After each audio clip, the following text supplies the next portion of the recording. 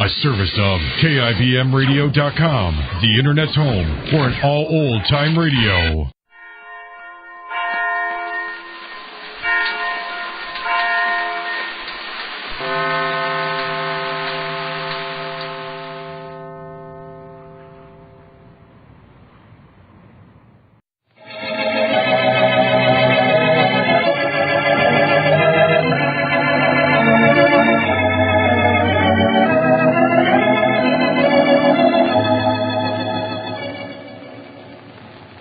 Kroger Tenderay Beef. No other beef so fresh can be so tender. Presents Hearts in Harmony, transcribed.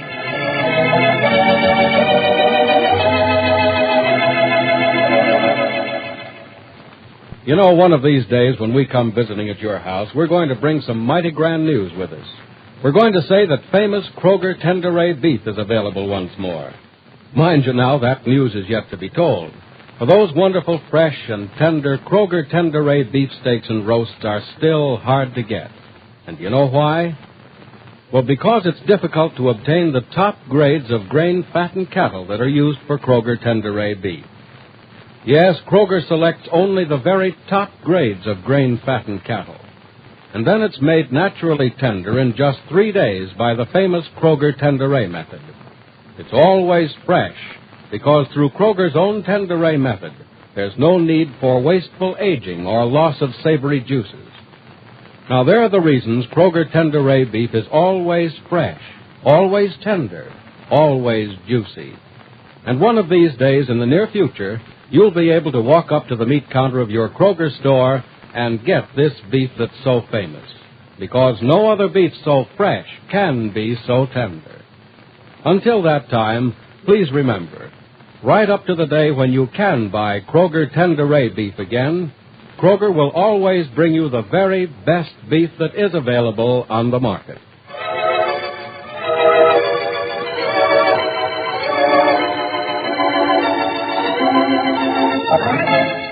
And now, Hearts in Harmony.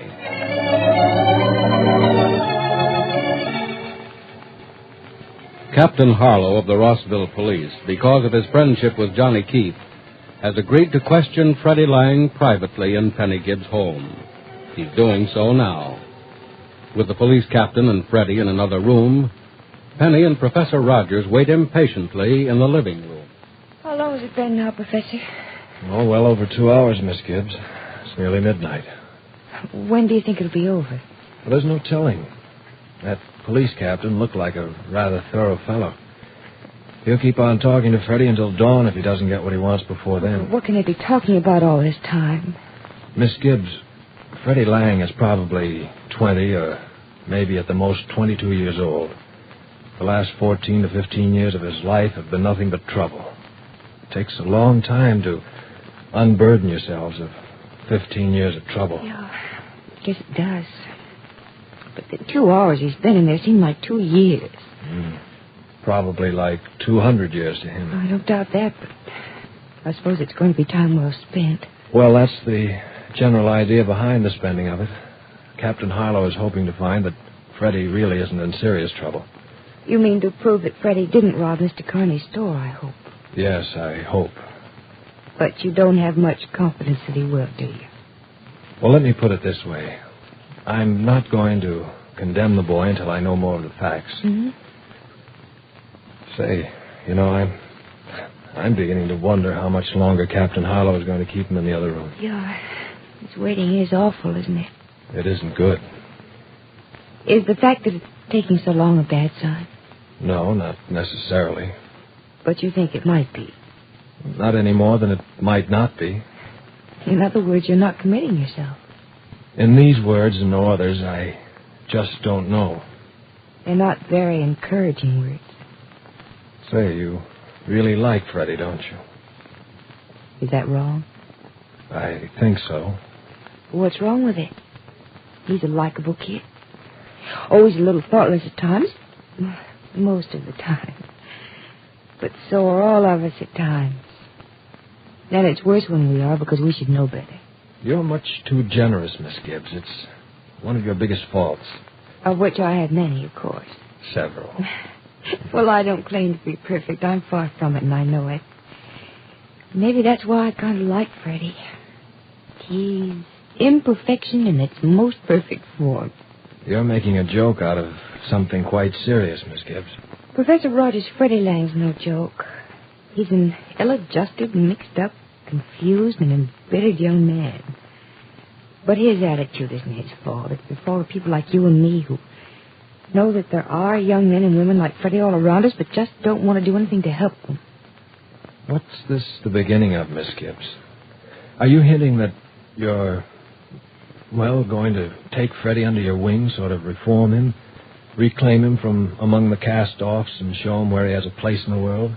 I'm no crusader, Professor Rogers, and I don't particularly like the sneer of ridicule on your face right now. Oh, I'm sorry, Miss Gibbs. You misunderstood the look on my face. I'm only trying to say don't get yourself worked up about Freddie. He's either not in half the trouble he seems to be in, or... Well, after Captain Harlow gets through with him in there, we're going to find out that he's a hopeless case. Professor Rogers, there's no such thing as a hopeless case. I like Freddie. You like him, too.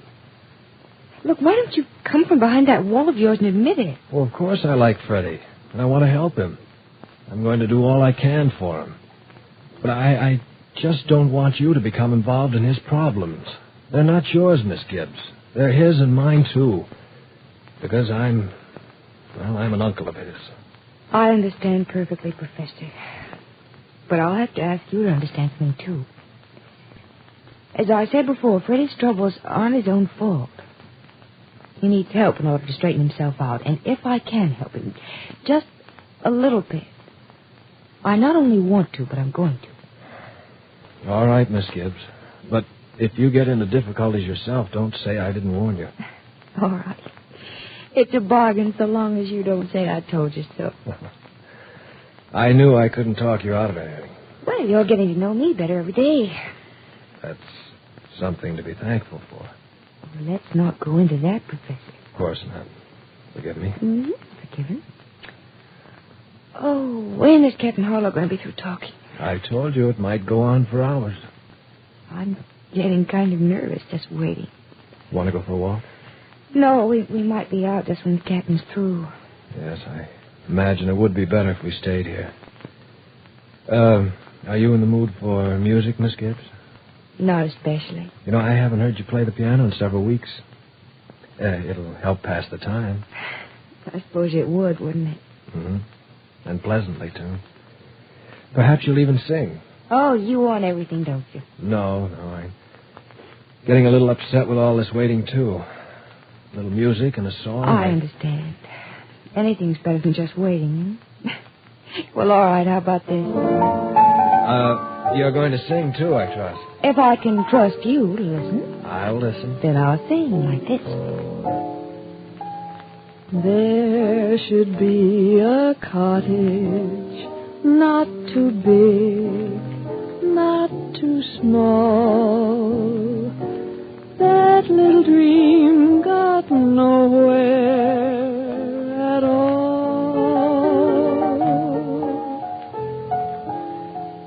There should be a doorbell and a kiss in the hall.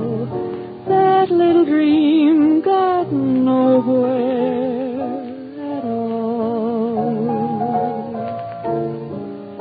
I wish my pillow wouldn't tell me what a chance I had. I wish the willow wouldn't whisper, too bad, too bad. Sunday morning papers and a porch with a view. That little dream had something, and it could still come true. That little dream got nowhere without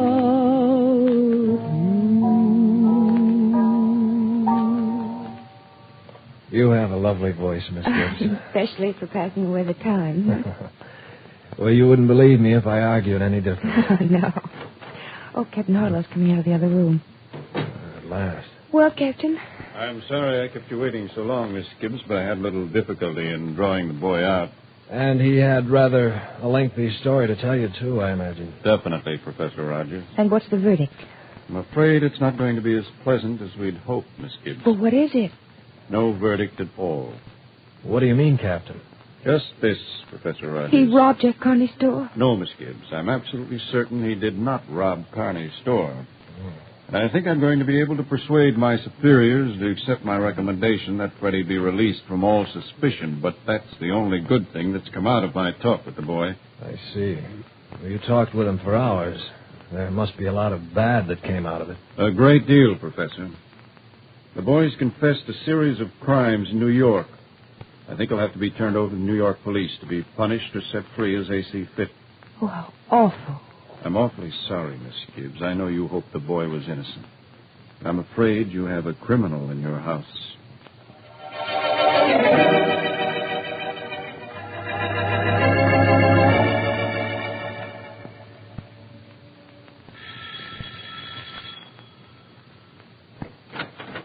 Oh, good evening, Jed. Come in. I certainly will.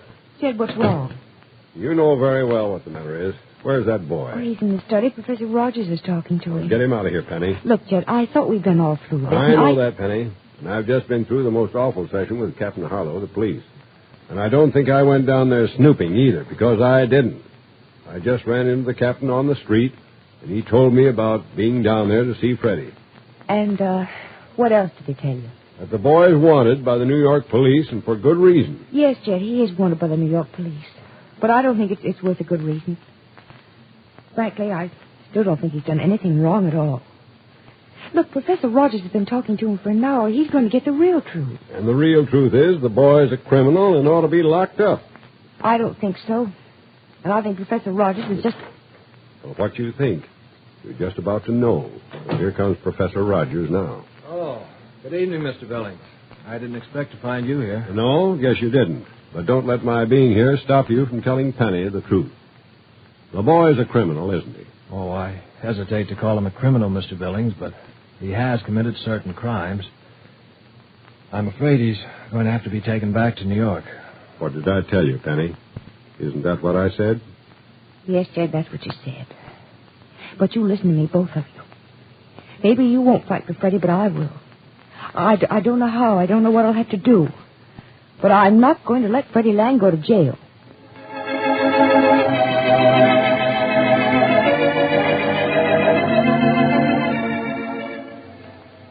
Why is Penny taking Freddie Lang's part? Why doesn't she take Jed's advice and get rid of Freddie? Isn't she asking for trouble of her own trying to solve Freddie's problems? Be sure to listen to the next dramatic episode of Hearts in Harmony.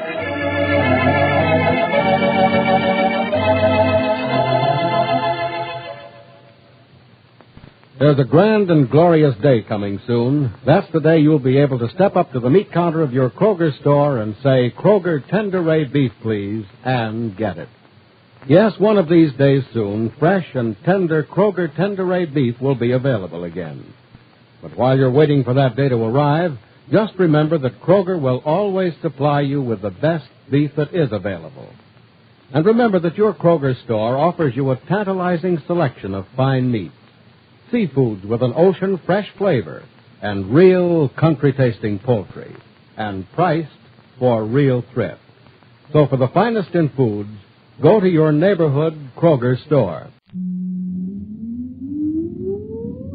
Countdown for blast off. X-5, 4, 3, 2, X-1, fire.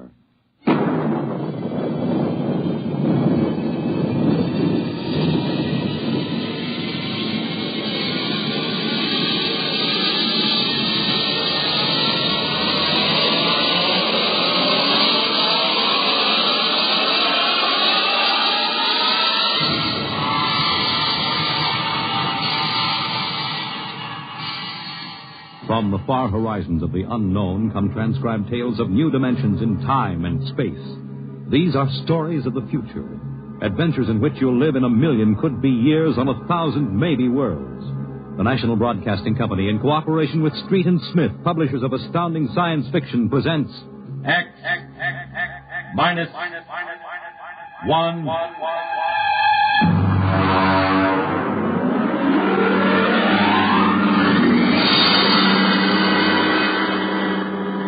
tonight's story. Shanghaied. Okay, very funny. Take it over, boy. Tomorrow the old ball and chain. Yeah. Eat, drink, and be merry, for tomorrow you commit matrimony. Come on. We came down here to Scarlet Square to have a little fun. We might as well be at my mother's music hall in Beacon Street. Oh, the problems of the rich. Tell me, Jeff, just where does the coffin fortune come from? Pirate treasure? No, I guess it started in Nantucket. My great something or other used to be a whaler. Oh, whaler, there she blows. A dead whale or a stove boat. Watch my trusty harpoon. Hey, well, look out for the fort. Oh, my. Where's the money now? Oh, I don't know. We've got a lot of commercial holdings, mills, import, export outfits, rocket lines, you know. Mere trivia. All right, now look, why don't we get out of this dump? We go up to the Copley Plaza. It may be stuffy, but at least the glasses are clean. Well, you're the condemned man. All right, you two go ahead and get in the car. I'll settle. All right, meet you up front. Right. Excuse me. You want something, Bud? Yeah, the check. Okay. Hey, Milton, check. He'll be right out. Right, thank you. Hello, mate. Nice night, eh? Oh, yeah, I suppose so. I've been watching you. Celebrating? Sort of. And so am I. Just got off a deep space run out to Centaurus. Oh, that's a 15-year run, isn't it? 15 and 3 blooming months. Mm-hmm. Well, how'd you know? You a spaceman? No, not exactly. Where's that check, barkeep? Hang on to your hat, Bud. Milton's slow, but he's sure. Fill it up, Charlie. Say, why don't you join me, matey? Yeah, Charlie. Oh, no, thank you. Oh, come on. Won't take off him, no. Well, celebrate whatever it is you're celebrating on me. Pour it, Charlie. Okay. Well, all right, thank you. I guess I might as well. Yeah. Cheers. Yeah, right, cheers. Oh, what was that, Martin? Charlie's special friend, eh, Charlie? Yeah. Well. Oh, say, look, Charlie, would you get that waiter out here? I've got to meet. Hey, what's your hurry, matey? You got plenty of time. Sure. Sit down. Take it easy. You don't look so good. No, I don't feel so good. Now, sit right here. You feel chipper as a blooming grasshopper in a sec. No, I've got to get outside. The car's in a hurry. Where's the check? The check? Oh.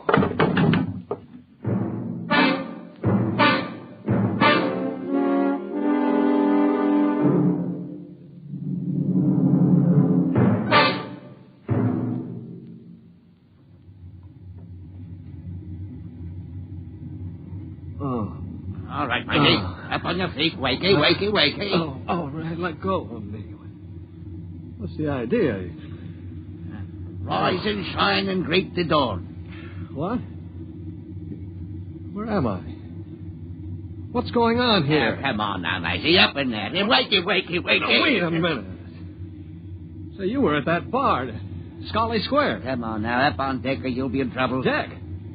What are you talking about? Where am I? It's hard to say exactly. Offhand, about 8 hours out of Atlantic Spaceport.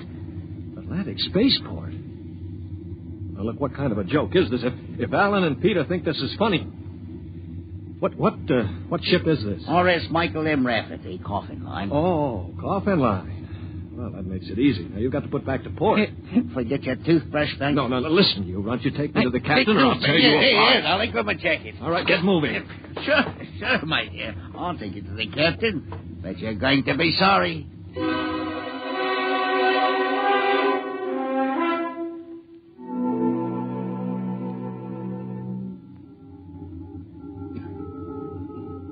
Martin, what the devil are you doing on the bridge?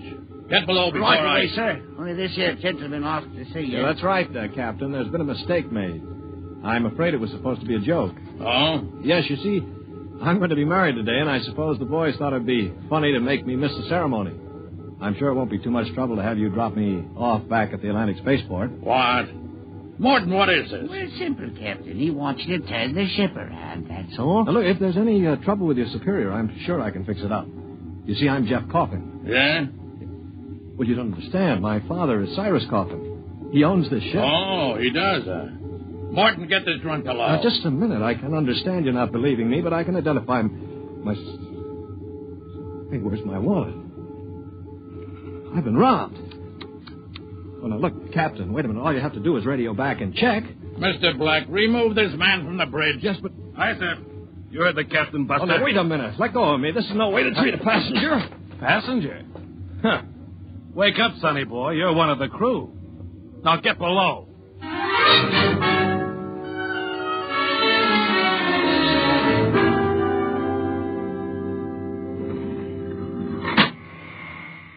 All right, now, mate.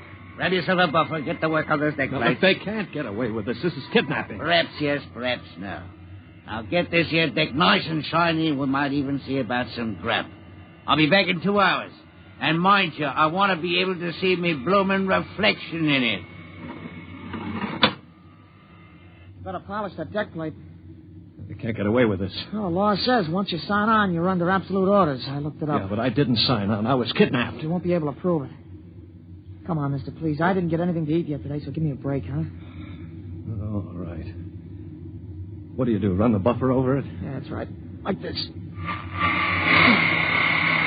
sign on? Yeah, I ran away from home. How old are you? 16? 30 when we get back. Yeah. What do you mean 30? We're headed for Mars, aren't we? Only to refuel. We're outbound to Centaurus. Oh, no, it can't be.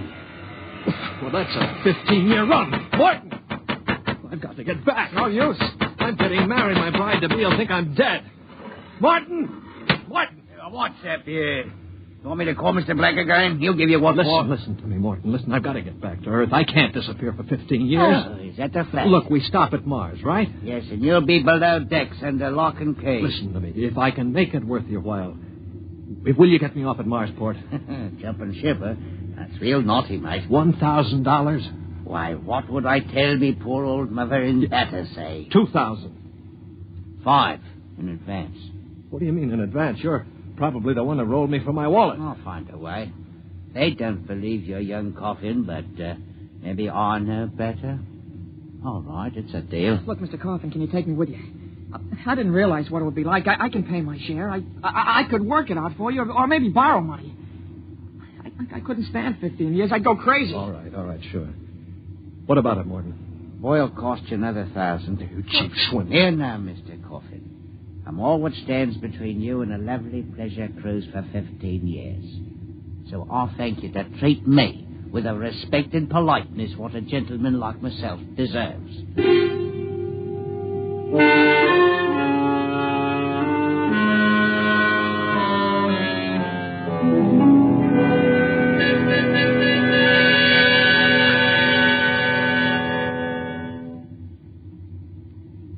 Stand by. Stand by for landing procedure. All right, now. Listen careful. This is the cable locker for the grappling anchor. Right. When she lands, this hatch will open. Cables go out. Don't get yourself caught in them. You'll be tore apart. All right, we've got that. You sure we can get out? Now, you just do what I say. We drop down to the blast pit. Nobody will be there. Lie low in the pit till dark. Got that? Right. Now, look, Morton, I'll tell the patrol you helped us get away. That'll help you when they catch up with this gang. Well, thank you, sir. Thank you kindly. And I've got to get to my station now. Luck. Thanks. Thanks, Mr. Morton.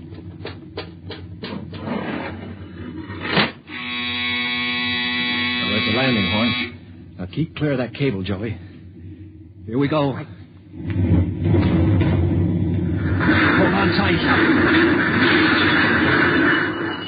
There goes the grappling cable. Yeah. All right, come on. Drop through the hatch. It's about 6 feet. All right, it's clear. Hurry up. Here I come. Oh. You all right? Yeah, twisted my ankle. It's all right. All right, there's the blast pit. Get going. Right. Now, we're all right so far. The ship hides us. Here's the pit. All right, now get down so they can't see you. Wait a minute. I hear somebody coming. Keep still. Hey, we better look. Look, if we stick our heads up over the edge, they'll see us short. Now keep down and keep still. I hear us.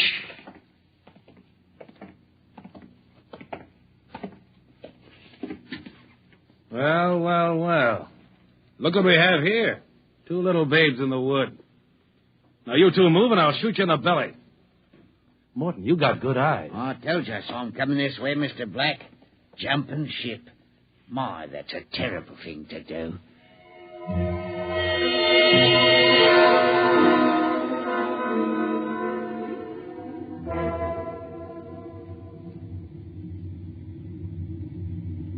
Mr. Black, inform the ship's company that these 2 men have been found guilty of attempted desertion. Desertion? You kidnapped me, you dirty crook. Don't you talk like Captain Howell that way. I'm sentencing them to 24 hours hull watch. Take them away. Morton, take him to the aft lock. I said. Calm down after 24 hours hull watch. What's hull watch? Very simple. We put you 2 in spacesuits, shove you through the airlock on the end of a line. You sit out there and watch the hull for 24 hours. No food, no water, and the eating units in those suits are just a little bit defective. Makes it interesting along about the 18th hour. Yeah, I'll bet. Here we are, gentlemen. The airlock. You get in there. Got 5 minutes to get into them suits before we blow the air out. See you in 24 hours. Maybe.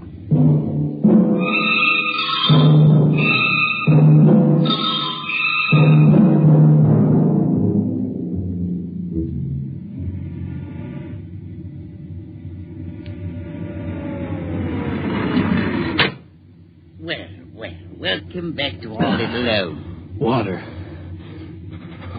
Thirsty, eh? You should control these animals' instincts. Get water. Right, yeah? Yeah. It's sloppy like a bloody animal.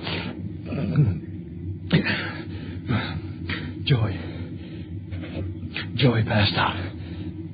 Help him. He'll be all right. Teach a lesson, both of you. Take my advice and behave yourself. You've got 15 years to go on this here ship. You might as well make the best of it.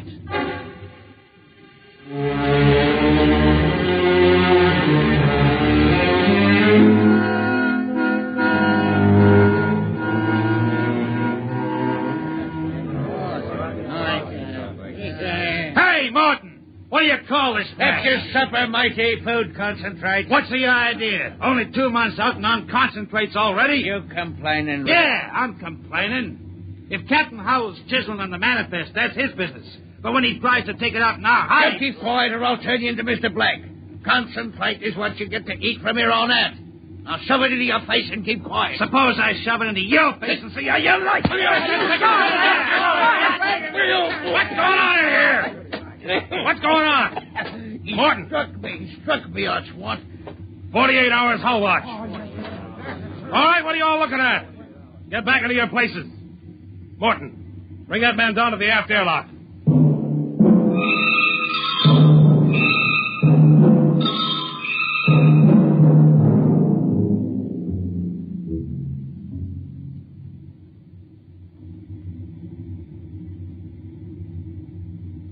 It's murder, that's what. Plain murder. Space Code gives a 30-hour limit for punishment. They didn't even have a burial. Just shoved them out the lock. Well, if the owners knew about this, they'd stop it. Fat lot of good that's going to do us during the next 15 years. Wait a minute, we could get the ship back to Mars. No, 2 weeks after we landed, we'd be hung. That's what Space Code says about mutiny. And if they catch you in the act, they shoot you down and no question. All right, I'm willing to take that chance. We're going to let Black and Howell kick us around for 15 years. Why don't we take over and head back? Right. I'm for it. Let's go. You bet. Yeah. So I interrupt something, gentlemen. Discussion? Talking about the captain, maybe. Grab him. Here, the gun. Throw him into the jet. I'll have you all out of the Ellen ship. Also, you'll have frown in dead water. Show him my oil rag, Morton. Well, that's done it. He's an officer. Who cares? Yeah, we've got to move now. Joey? Yeah. You get up the radio room and smash the set before they can get a message out. Right. Pop, you get aft. Tell the engine watch. Yes.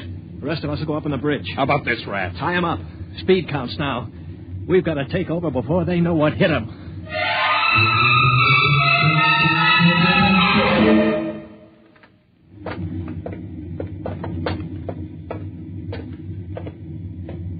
careful. We've got to surprise him. Don't worry, we'll get him cold. Jeff, Shh, quiet. Sparks were sending when I got in, but I knocked them out and smashed the set. We're okay. Good boy. All right, come on. Right past the bulkhead. Look out! The blast bulkhead. Yeah, we're cut off from the bridge. We'll never get through that. They must have found out somehow. The intercom. Black can turn it on from the bridge. You heard the whole thing. We better get out of here. What'll they do? I don't know. We've got all the controls up there. We can shut down the driver, but we can't steer. Yeah. We better dog down the hatch behind us. All right, men. Captain Howell's giving you 1 minute to give up quiet. In a pig's eye, Black. You'll hang for mutiny, every one of you. What do we do now? Quiet. They can hear everything on the intercom. I pull the jack out. That's the boy. Look, we've got to get through to the bridge. It's a Mexican standoff. We can't get at them. They can't get at us. What's that? An air leak. The pressure's down. It's Howell. He blew the hatch on the mess hall section. Just opened her up and let the air out. Morton, do you know what Black's going to do? He's going to bleed off the air down here. Well, you're all right. If I had my way, I'd see all out on the hull till you froze still. You're forgetting something, Morton. You're back here with us. What do you mean? If Black and Howell blow out compartments one by one or bleed the air off, you'll get it too. They'll take care of me. Don't you worry about that. Oh, you think so, huh? Joey? Yeah. Plug that intercom back in. Right. Captain? Captain? Giving up? We've got Morton back here. Yeah? If you try anything on us, he'll get it too. What am I supposed to do, cry? You don't care if he dies? That's his problem. We're going to drop the oxygen level 5%. Don't do that to me. Captain! It's unfortunate that you were captured, Morton, but the security of my ship comes first. You mean you don't care? You'd see me dead. Precisely. Well, you can't. It's murder, that's what. I'm not one of them. You can't kill me. You can't. Joey, pull the intercom plug. All right, there you are, Morton. They'd kill you just as soon as look at you. Now listen, we've got to get through that bulkhead. You know this ship. There must be some way. Morton, we're your only chance. Get us through the bulkhead. All right. All right, why shouldn't I? They'd kill me. Well, then there is a way to get through. An emergency release. Uh-huh. They don't tell crewmen about it to keep them from breaking through in an engine blast and leaking radiation to the bridge. Well, then let's get going. We've got to get through that bulkhead before Howell cuts the air down and gets us all.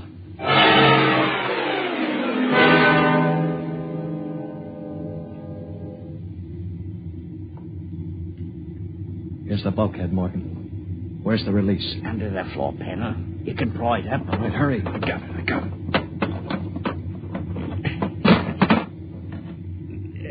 She's up. Works on a K. Ready? All right, Morton. Open it up. Here goes. Morton! He's dead. Electrocuted, and the bulkhead's still closed. They didn't even get to turn that key. It killed him instantly. Harry. Yeah. Have you got your watch gloves? They're insulated. Oh, yeah, sure. Get Morton out of the way. Don't touch him, Joey. He's got the current through him. I'll shove him away with the gloves.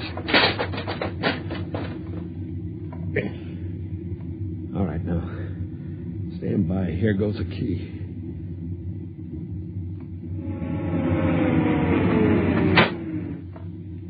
All right, let's go. Get him. Come on there. Stand back there. Come on, get him. Stand back. All right, Flexi, how you like this? All right, grab the guns. Joey, look out. Let go of that gun, Hal. All right, hold them both. You don't have to worry about Black. I got him square with a wrench. We better tie up the captain. Yeah. Well, what do you think you're going to do now? We're going to turn around and go back home. I don't think so. I burned the navigation tapes, and none of you can recalculate them. Why, you'll just wander in space till the fuel gives out. You'll die right here on this ship.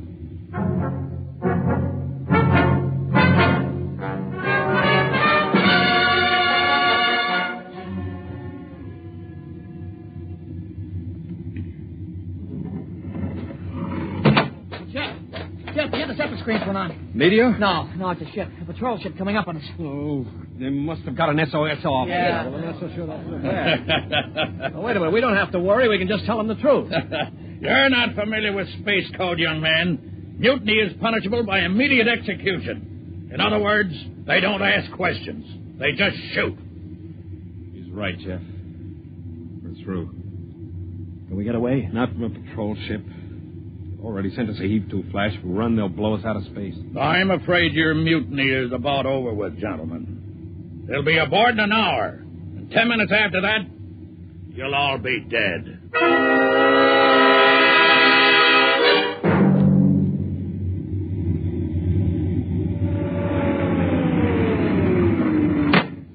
Nobody move. Sergeant, take a squad and secure the ship. Collect all weapons and post a guard in the engine room. Yes, sir. You, Brown, William, Osinski, come on. Well, I'm delighted to see you, Major. I wasn't quite sure my SOS had gotten through. Oh? You're Captain Howell? That's right. And I can swear out the affidavit of mutiny. I don't think a mutiny charge will stand up, Howell.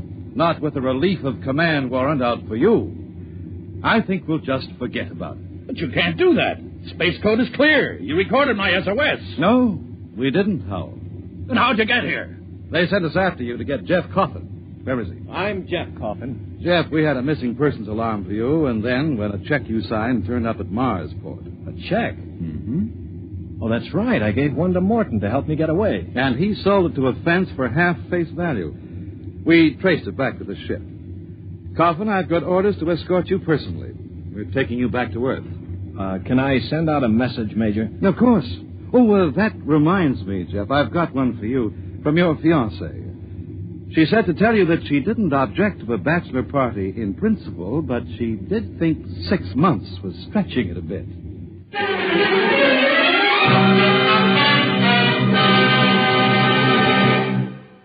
You have just heard X-1, presented by the National Broadcasting Company in cooperation with Street & Smith, publishers of astounding science fiction. X-1 was an NBC Radio Network production.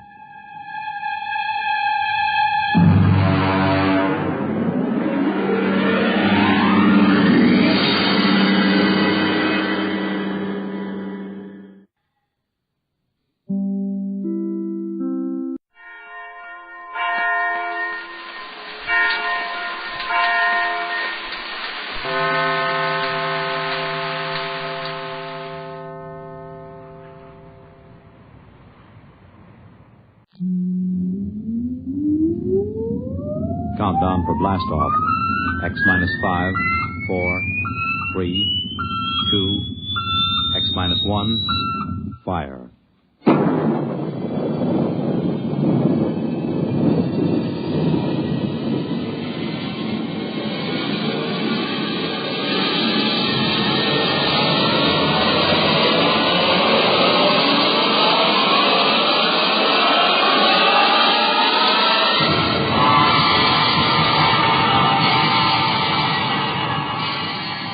From the far horizons of the unknown come transcribed tales of new dimensions in time and space.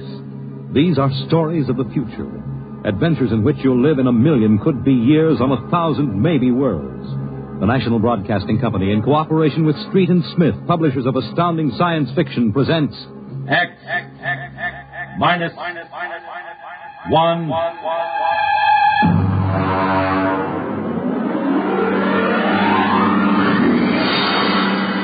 The Martian Death March.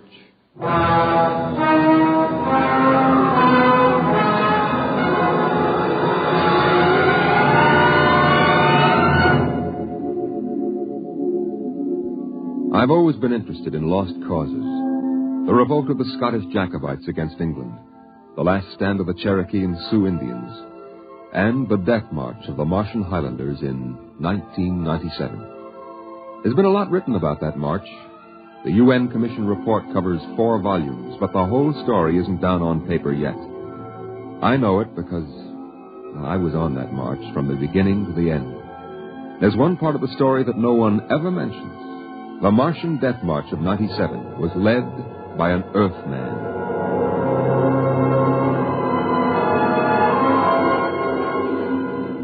Maybe you've been over the route of the march. There wasn't any highway there 30 years ago in 97. There was desert, hot, burning desert. I lived at the edge of the Calmac Canal then with my father. He was a prospector searching the surrounding desert with sonar probe and Geiger counter, scratching just enough ore from under the Martian sands to pay for our grub stake the next year. I remember he was in the Adamson digger in the North Quadrant when I came running out that day.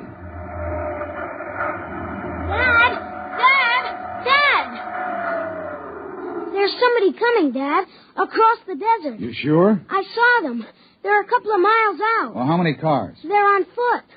On foot across the desert? Honest, Dad. I saw them. Are you sure it wasn't a light reflection off the canal? No. It was dark against the sand. I don't like that. You run back and get the rifles out. I've got to pull the digger into the shed. Is there going to be fighting, Dad? I don't know. I got a whole year's ore piled out back in the bins, and I ain't going to lose it to no claim jumpers. You go back to the shack and break out those rifles and see they're loaded, you hear? And jump.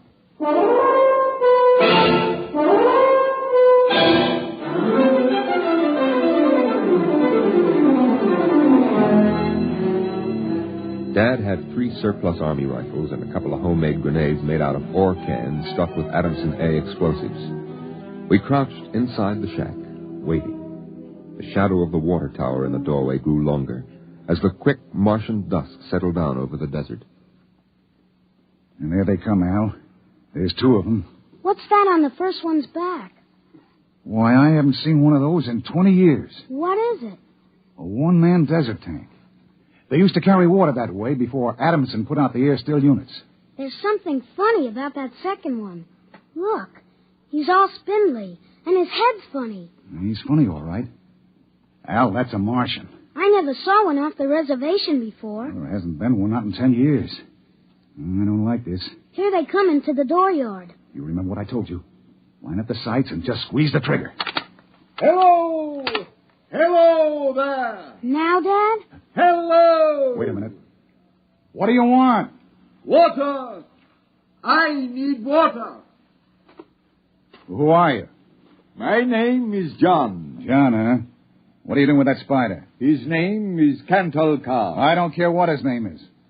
What's a human doing with a Martian? I found him in the dry bed of Calmac Canal, nearly dead of thirst. He probably ran off from the reservation. When our brothers are caged, they seek freedom. Brothers? Those spiders? All living creatures are our brothers. On Mars, as on Earth. Hey, wait a minute. Bert Ostrom at False Wells told me there was a screwball heads preacher over there hollering about letting the spiders loose off the reservations. Let no man call his own. No man, nor tribe, nor nation. I guess that's you, all right. Bert told me they called you Crazy John. I don't suppose there's any harm in you. Fill your tank up at the air still. And you can even have supper with us. We would be happy to. We? What do you mean, we? Cantalcar and myself. That spider? Oh, no, I ain't having a Martian sit down to eat with me. You come on, though. Thank you, sir. No. Where my brother is not welcome, I cannot go. Well, suit yourself. Al, get the key to the water tower. Come out here. All right, Dad. And put away the guns. We won't have any trouble from these 2.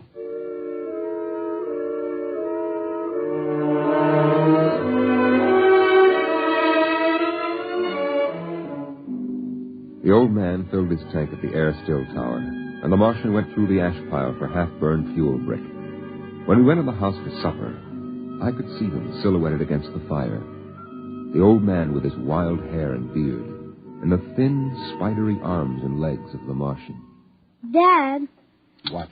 Are all the Martians on the reservation? Yeah. All but a couple of wild ones in the mountains up north. The patrol catches a couple every year. Why? Well, they murder people. No, I mean, why are they on the reservation? Because it's the safest place to keep them, pest us all. How many are there? Oh, I don't know. A few thousand. They keep dying off. Why? Well, they catch earth diseases. Chickenpox almost wiped out the whole gang of them 2 years ago. Chickenpox?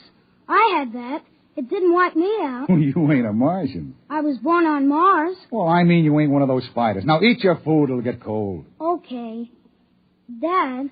Oh, what now? Were the Martians always on the reservation? Well, since the Outpost 3 massacre, they have been. What was that? Oh, back before you were born, they lived wild in the mountains up north. Were they fierce? Fierce enough. Only place for them spiders, behind wire. Yeah, it sure is.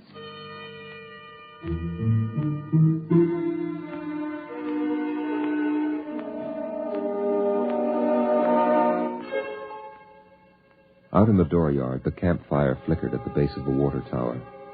The first of the Martian moons had set. The other wouldn't rise for several hours. I could hear the sandpeepers out in the desert as I stood there. The old man and the Martian were sitting on the ground, huddled close to the fire.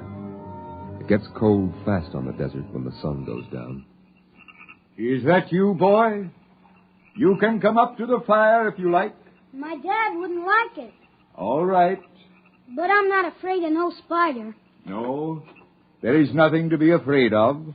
How come his arms are all skinny? Ask him. Does he talk? Yes, his name is Cantal Ka. It is, huh? Hello. Hello, boy. He talks funny. It is not my language. Why isn't he on the reservation? You can get in trouble helping spiders to escape. No man has the right to imprison the innocent. They that are enslaved will be freed. They that are in sickness and misery will be comforted. They that are exiled in a strange place will be restored. My dad says the spiders are treacherous, cowardly, murdering savages. That's what he says. Boy, there was a time on this world when there were no earthmen, when the ships and the machinery of earth were unknown. Then the people of the highlands lived in peace. But today they are a handful, starving, dying behind the wire. But the reservation isn't so bad. Our home is in the mountains of the north, not the desert. I heard a voice which cried out to me in the desert, "Go to your brothers." Do they really call you crazy, John? I have been called many things. You really think we ought to let those old spiders off the reservation? Boy, we die here in the desert. We die in the sun and of the sicknesses you have brought from earth. That's 'cause Martians are just weak. I'll bet I could knock you down myself. You could. We are a different people. We have not the strength of muscle of earthmen. But we will not stay here to die. You won't get off the reservation. The patrol takes care of all that. They won't let any stinking old spiders out. Even in the minds of children is planted the poison of evil. How long?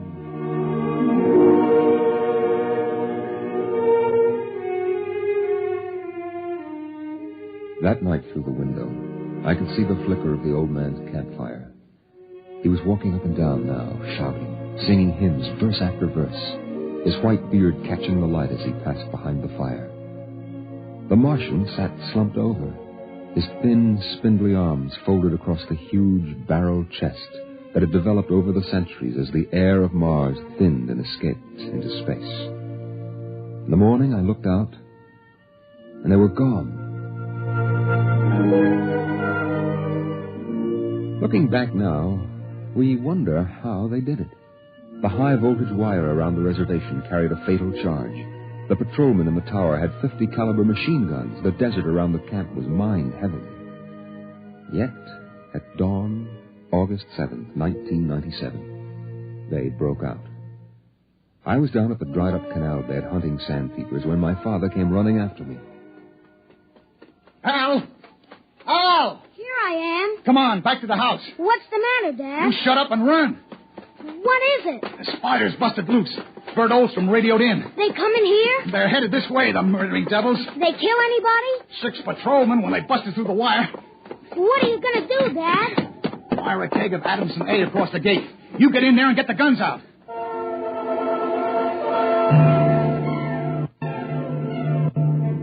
I got the rifles and shoved a full clip in each one. Then I slipped a primer fuse on the homemade grenades and lugged them out to the porch.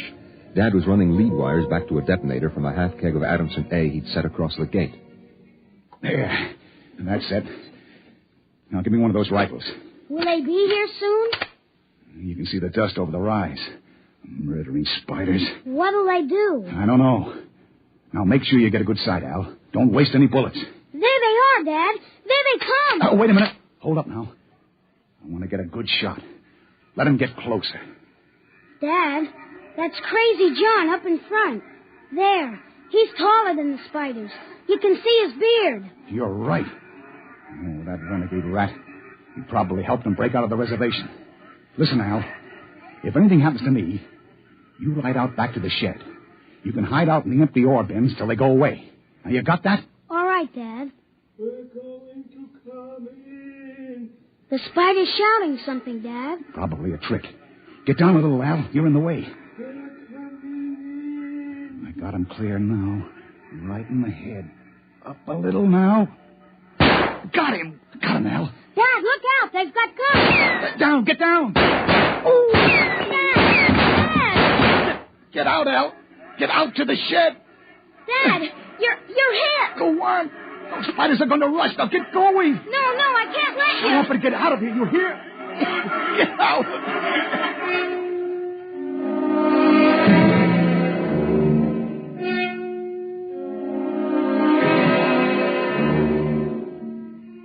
I ran back through the house to the shed.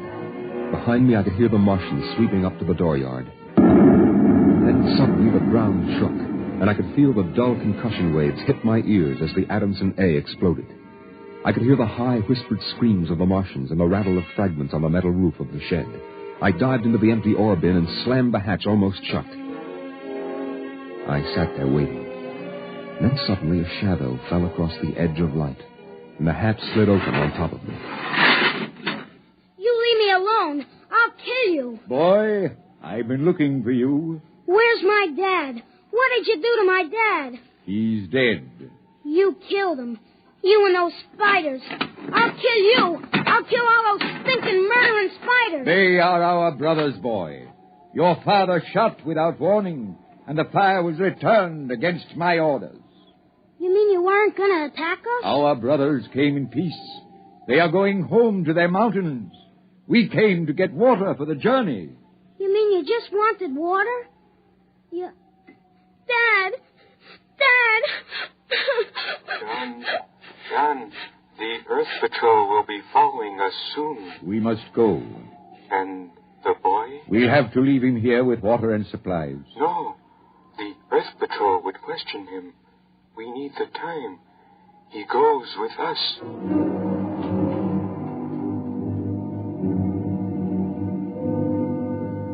They tore the Adamson air still from the tower and mounted it on poles. They piled our supplies in the yard and loaded them on their backs. And then they started. I marched with the old man at the head, and the column stretched out behind us on the desert. I turned to look back at our house. But the sun was behind it, blinding red. The old man pulled me around as he marched, his eyes fixed on the horizon, where far to the north rose the cool mountains that were the ancient home of the Highlanders. 14 of the Martians died the first day. They dropped to the side of the column when they could go no farther, and died. But the march went on.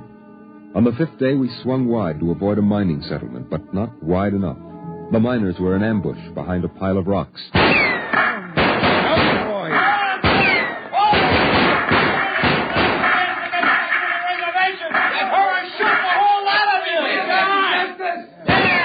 I shall lead them home. Home to the promised rest. Home to the mountains. March forward. March forward.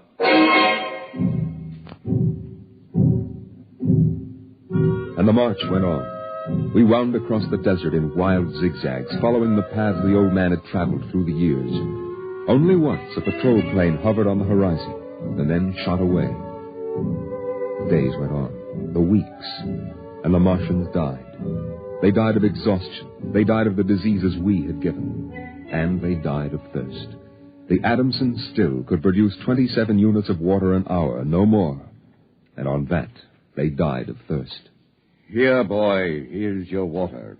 But that's more than the others got. Take it. It's yours. You're giving me your water. It will be provided to me. He that brings justice to his brothers will drink deep of the water of righteousness. He that... Drink your water, boy. Across the desert, from the Calmac Canal to Fever Dip, past the towering mesas of the Higgins Badlands, across the dry sea bottoms they marched.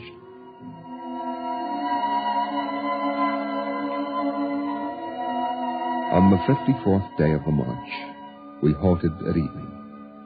The air was thinner, colder now. The rations had long since been exhausted. I lay down to sleep wrapped in the old man's coat. Early in the morning, before sunrise, I woke suddenly. The ground mist that had covered the desert the night before was lifting slowly. I saw the old man standing by the burned-out fire, the vapor swirling around his legs in the cold light of the false dawn, edging his wild beard. Go back to sleep, boy. I can't. The end is near. I have led them through the wilderness, dry shod across the seas, and before us lie the mountains. You mean we're almost there? When the mist is taken from the eyes of man, the place of refuge can be seen. You mean the mountains? It's over. We're there. I have led them to their home, and I must go back to the desert. You mean alone? Even now, I hear a voice in the wind. Carry the message to the men of Earth. Bring to this new world the message of the old. All beings created in the universe are my brothers, and he that harms my brother harms me. Goodbye. Goodbye, boy. You'll be safe now. Goodbye, John. Goodbye.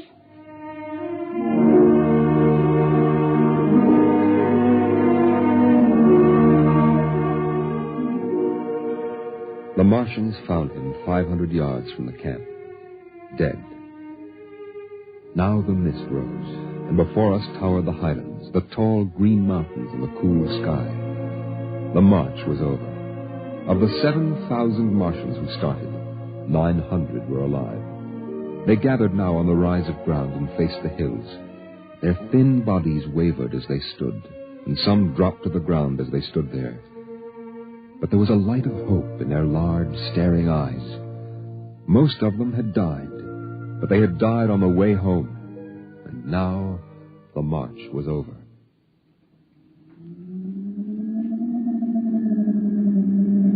Then the patrol planes were spotted on the horizon, and within 10 minutes they had landed. The Martians stood silently as the squads piled out and set up the .50 caliber machine guns and the petroleum gel flamethrower. All right, you spiders. Hands up and stay together. Gather in a bunch and don't try anything. Sergeant? Yes, sir. Shoot the first spider that moves. And shoot to kill. All right, where's that boy? There was a boy reported. Here I am. Are you all right, kid? They hurt you? No, I'm all right. John gave me his water ration. Oh, the leader, huh? Well, I've got a warrant for him. Where is he? There. He's dead. Huh? Oh. Well, just as well. I'd hate to be him in front of a settler's jury. What are you going to do to them? The spiders? See those transport planes coming in? We're going to ship them all back to the reservation where they belong. You can't. You can't do that. What are you talking about, kid? You can't take them back. They're home. John said they were home. You can't take them back. It isn't fair. I won't let you. No, I won't let you. I won't let you. Hey, let go of me. Sergeant! Yes, sir. Peel this crazy kid off me. All right, now, kid, take it easy. I must be shot. Can't believe he's safe now. Yeah, I guess that's it. All right, you spiders, step it up. Move along to those transport planes. It's all over now. You're headed right back to the reservation.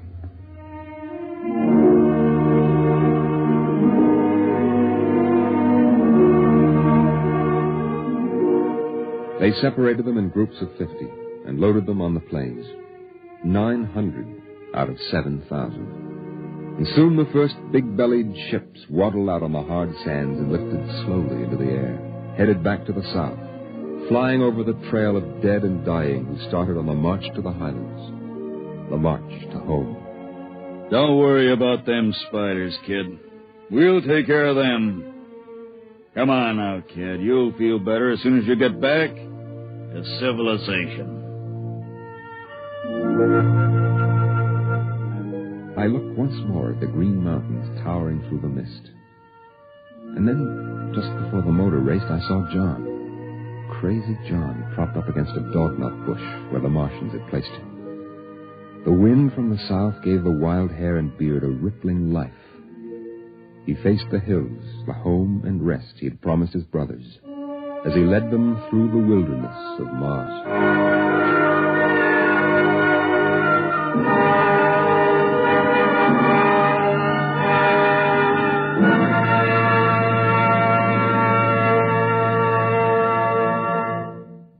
You have just heard X-1, presented by the National Broadcasting Company in cooperation with Street and Smith, publishers of astounding science fiction. Your announcer, Fred Collins. X-1 was an NBC Radio Network production.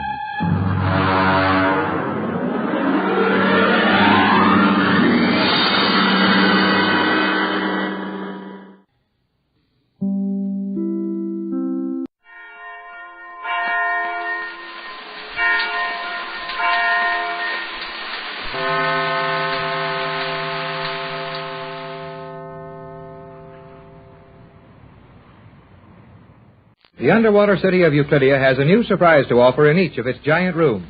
This weird colony beneath the sea, composed of 13 immense natural caverns, improved and strengthened by the Euclidean scientists, has been the prison for the adventuring Gregory party for some time. Strange things have happened to different members of the party, and the most recent, and perhaps strangest of all, is the addition of the girl submarine commander, who has been removed from her position as a Euclidean and sent to join Mrs. Gregory. Jerry and Joan are talking about this as they approach the entrance to the largest of the underwater caves, and one which they have not seen before. Well, gee whiz, Joan. If Tex and your mother and this Euclidean girl are so blame sure we can get away from here, what are you so afraid of? Please, Jerry, do not speak so freely.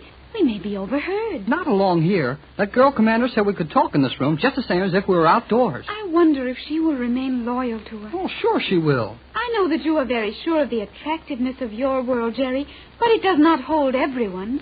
Each of the Euclideans could have a place of prominence in your world if he chose, yet they remain here. And 3 members of the crew of Mother's boat have become loyal Euclideans. Oh, don't you believe it. Those fellows are just working for the Euclideans to keep them happy. You'll see whose side they're on when the time comes to escape from here. I hope you are correct, Jerry. But in any event, I'm sure you speak too freely of escape. Well, okay, I won't say any more about it. But we'll escape just the same. Is this the entrance we're to use? Oh, it must be. It's the only one near here. Then let us enter. Well, sure. Come on. Oh, Jerry. Golly whiskers, Joan. There's an airplane flying around this room. You are right, Jerry. That is a small airship of the type employed in your world. And imagine a room big enough to fly one of those things around. Watch it now. It's going to land.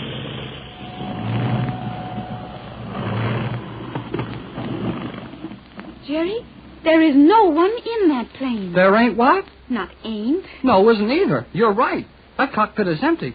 But that little plane was doing a good job of flying around the cave. It must be radio controlled. If it is, they sure know their business.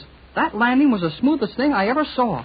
How large would you estimate this chamber to be? Well, I'm not used to rooms this size, and things fool you around this crazy place. Well, I'll bet it's at least 2 miles across and pretty near a mile high. That would be my estimate, too. Oh, wonder they can fly airships in here. But why are they doing it? I should say that was obvious. They are testing the plane in some manner. Well, sure they are. But why test a thing like that?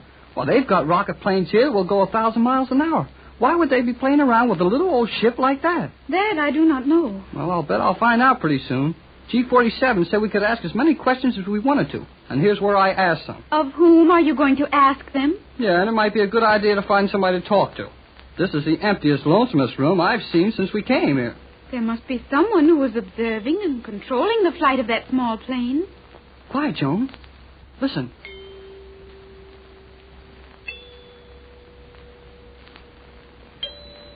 Jerry, isn't it sure is. Why, that must be the old guy who experiments with notes of music. What's his name? Octavo. Yeah, that's the fella. He's trying to figure out a note that will bust up something right now, I'll bet. I believe the sound came from behind that steel screen over there. Well, let's try it over and see. Yes.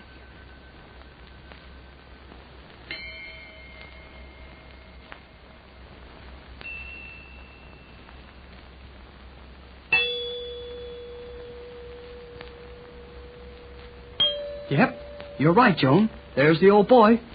Hello there, Octavo. He is very deaf, Jerry. I do not believe he heard you. Well, let's get around in front of him. Hello there.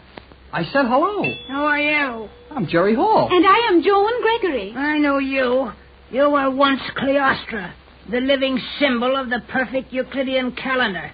Now you are an outcast. The choice was mine. The choice of the outcast is usually his own. Hey, look here, mister. We didn't come around here for you to make wisecracks to us. Was there any purpose in your coming? Sure there was. Then state it. I'm busy. We will not interrupt, but G47 gave us permission to visit various parts of Euclidia and ask questions regarding anything we did not understand. And there's plenty we don't understand. I can believe that of you. Well, never mind that stuff. Is it all right if we watch what you're doing? If G47 is given his permission, it is not within my province to deny your request. Oh, okay. We won't get in the way. What are you doing? Did you observe the flight of that robot-controlled plane? Yeah? We witnessed the end of a flight as we entered this chamber. I am working with the destructive musical notes, searching for the keynote of the motor in that plane. When I find it, the plane will crash. I should think it would. I will be interested in studying the results. To try it out on real planes in our world someday, huh? Who knows? Well, I don't know, but I've got a pretty good idea. Keep your ideas and hold your tongue. Please, Jerry, we will not be allowed to witness this experiment if you anger Octavo. Oh, okay, I'm shut. I believe I am approaching the correct note. I will send the plane aloft once more. How do you do that? Thales, the master electrician, is operating the controls for me. You may see him in the tower yonder. There he is, Jerry. Oh, I see him, and I don't like him. Jerry, was that not sudden? Sudden? Worse than that. Well, that little plane just jumped into the air. You will observe the plane. It is flying rapidly in irregular curves and loops. Watch it intently as I strike a variety of notes on the musical glasses.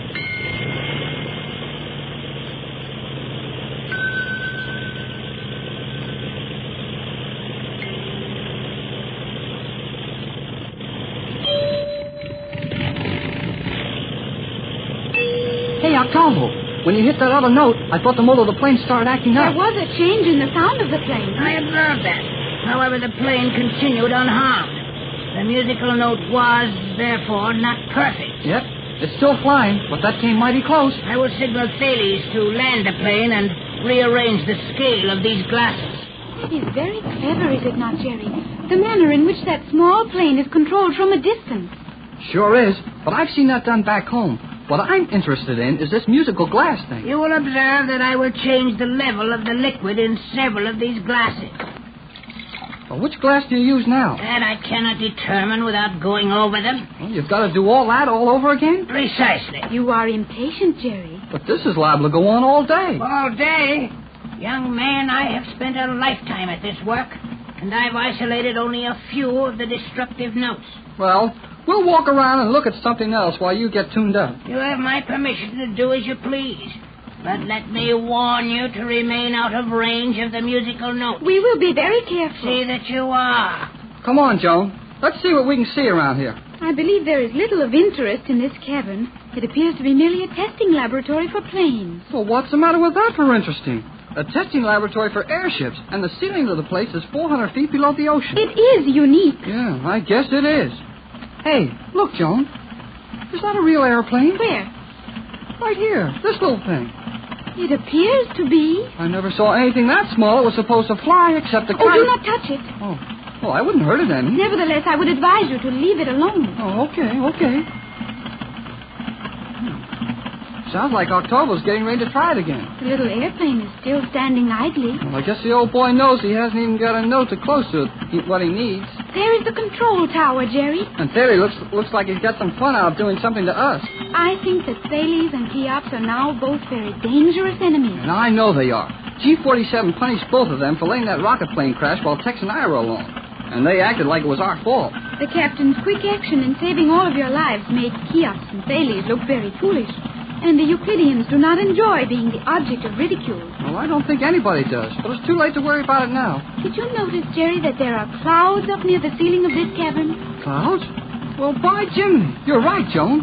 And that's sure something to tell the folks. A room under the ocean so high that it has clouds in it. Of course, the clouds might easily be formed by vapors arising from the damp floor of the cave.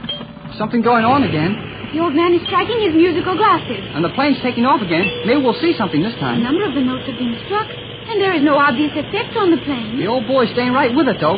He must think he's got something. He has unlimited patience. One thing you've got to say for Thales, he sure knows how to run that plane by remote control. Jerry, I believe Octavo is nearing the solution of his problem. What makes you think so? He is striking that one note continuously. Yep, he is.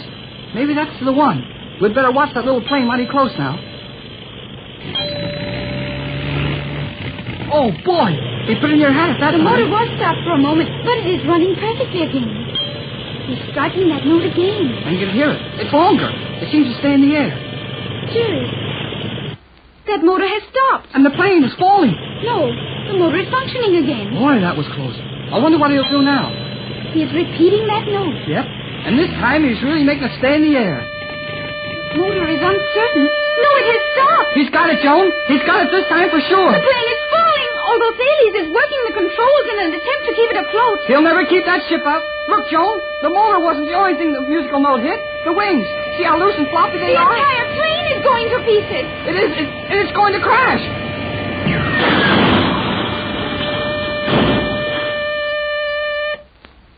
Gee whiz. Oh, Jerry, that was terrifying. I'll say it was. Suppose that had been a big plane with people in it. Perhaps a human pilot in the plane could have kept it aloft. Not a chance. Nobody can fly him when the wings come off. I've heard Captain Bradford say that. Well, young man, you do not seem to be in such a light mood now. Did you enjoy my little demonstration? No, I didn't enjoy it, but it was good. That was my meaning. Octavo, could you have done the same thing to a larger plane with a human pilot at the controls? Certainly. Probably with less effort. Well, what are you going to do with that thing? Can you not imagine the effect such a demonstration would have on your country, for example? Gee, you wouldn't dare do anything like that. That is a foolish remark. And you know it only too well. Yeah. Well, I guess I do. Jerry, let us return to our quarters. It suits me. And if we've got to see things like this all the time, well, I'd just as soon not do any more looking around. Jerry and Joan have just watched one of the most terrifying demonstrations they have ever seen. Down in the underwater city of Euclidia, where the ceilings of the giant caverns are over 400 feet below the surface of the sea, and the caves themselves are from 1 mile to nearly 2 miles in diameter, the two younger members of the Gregory party have learned something which sends them running back to their quarters to report their experience. Waiting for them are Captain Bradford, Mrs. Gregory, and the Euclidean girl submarine commander, who has been robbed of her Euclidean honors and sent to spend her time in confinement with the Gregory party.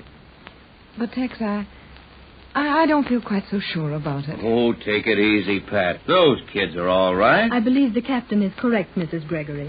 Jerry Hall and your daughter are quite capable of taking care of themselves. Right, Elaine. Those two can get out of anything they get themselves into. But, Tex, there are so many things in Euclidia we don't understand, things we know nothing of.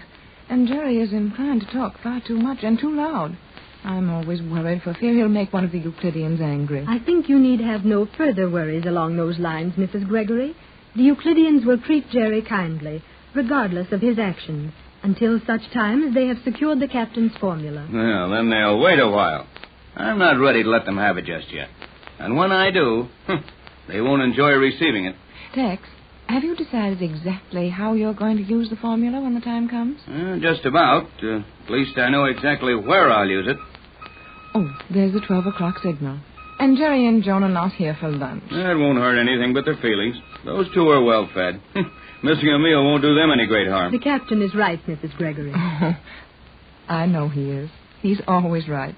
But there are so many terrible things all around us, and we've lived so long in uncertainty and fear that I don't like to see our party separated. We'll probably have to separate plenty of times before we manage our escape from this place. Hi, everybody. Jerry, please do not make so much noise. I'm not making any noise. Well, Pat? They're in perfect health. Hey, Mrs. Gregory, Joan's afraid of a little noise. No, Mother, not a little noise. Where have you two been? Oh, wait till we tell you.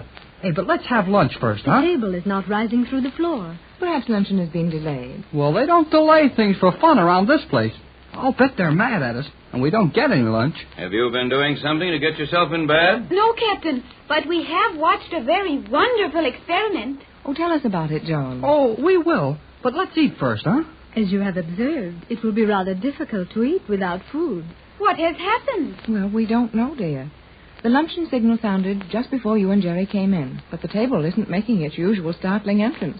Well, Jiminy Jimcracks. Will you look at that? What? That little steel pole sticking up through the floor. Where did that come from? Obviously, it has been raised from the lower level, much as the table is elevated. Yes, I can see that, but we were looking for a table full of lunch. That thing won't help us any. I have seen this happen many times, Captain Bradford. I believe you will find that our noonday meal is there for us. A meal on top of that thing? Are you serious, Elaine? Hey, hold it, everybody. I'm beginning to get the idea, and I don't like it. I think I know, Jerry. More of those pills. The concentrated Euclidean food pellets. Yeah, that's it. Well, I think I can do without mine. Me too. I'm not as hungry as I thought I was. It would be very foolish to refuse food.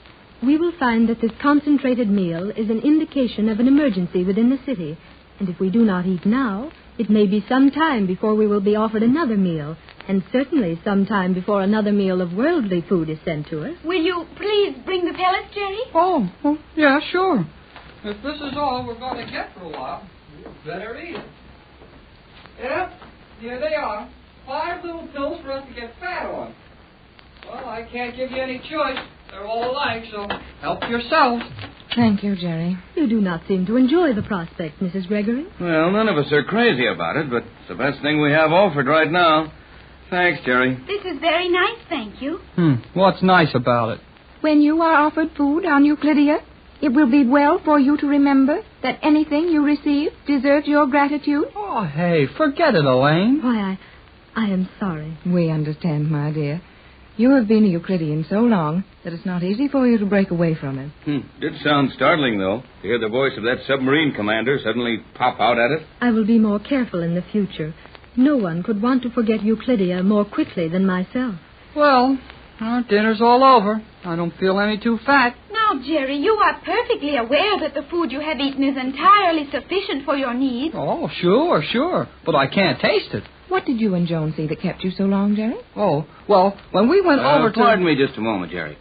But I think that's the sort of second-order business. I'd like to hear something more from Elaine about this emergency she spoke of. I cannot tell what it is, as I have no way of securing information now. But something is happening. Something which the Euclideans feel important enough to warrant calling the staff from the food chambers to active duty. Oh, all hands and the cook on deck, huh? Must be that, son. But what could be happening? Many things. Perhaps an attack from the outer world. I think not.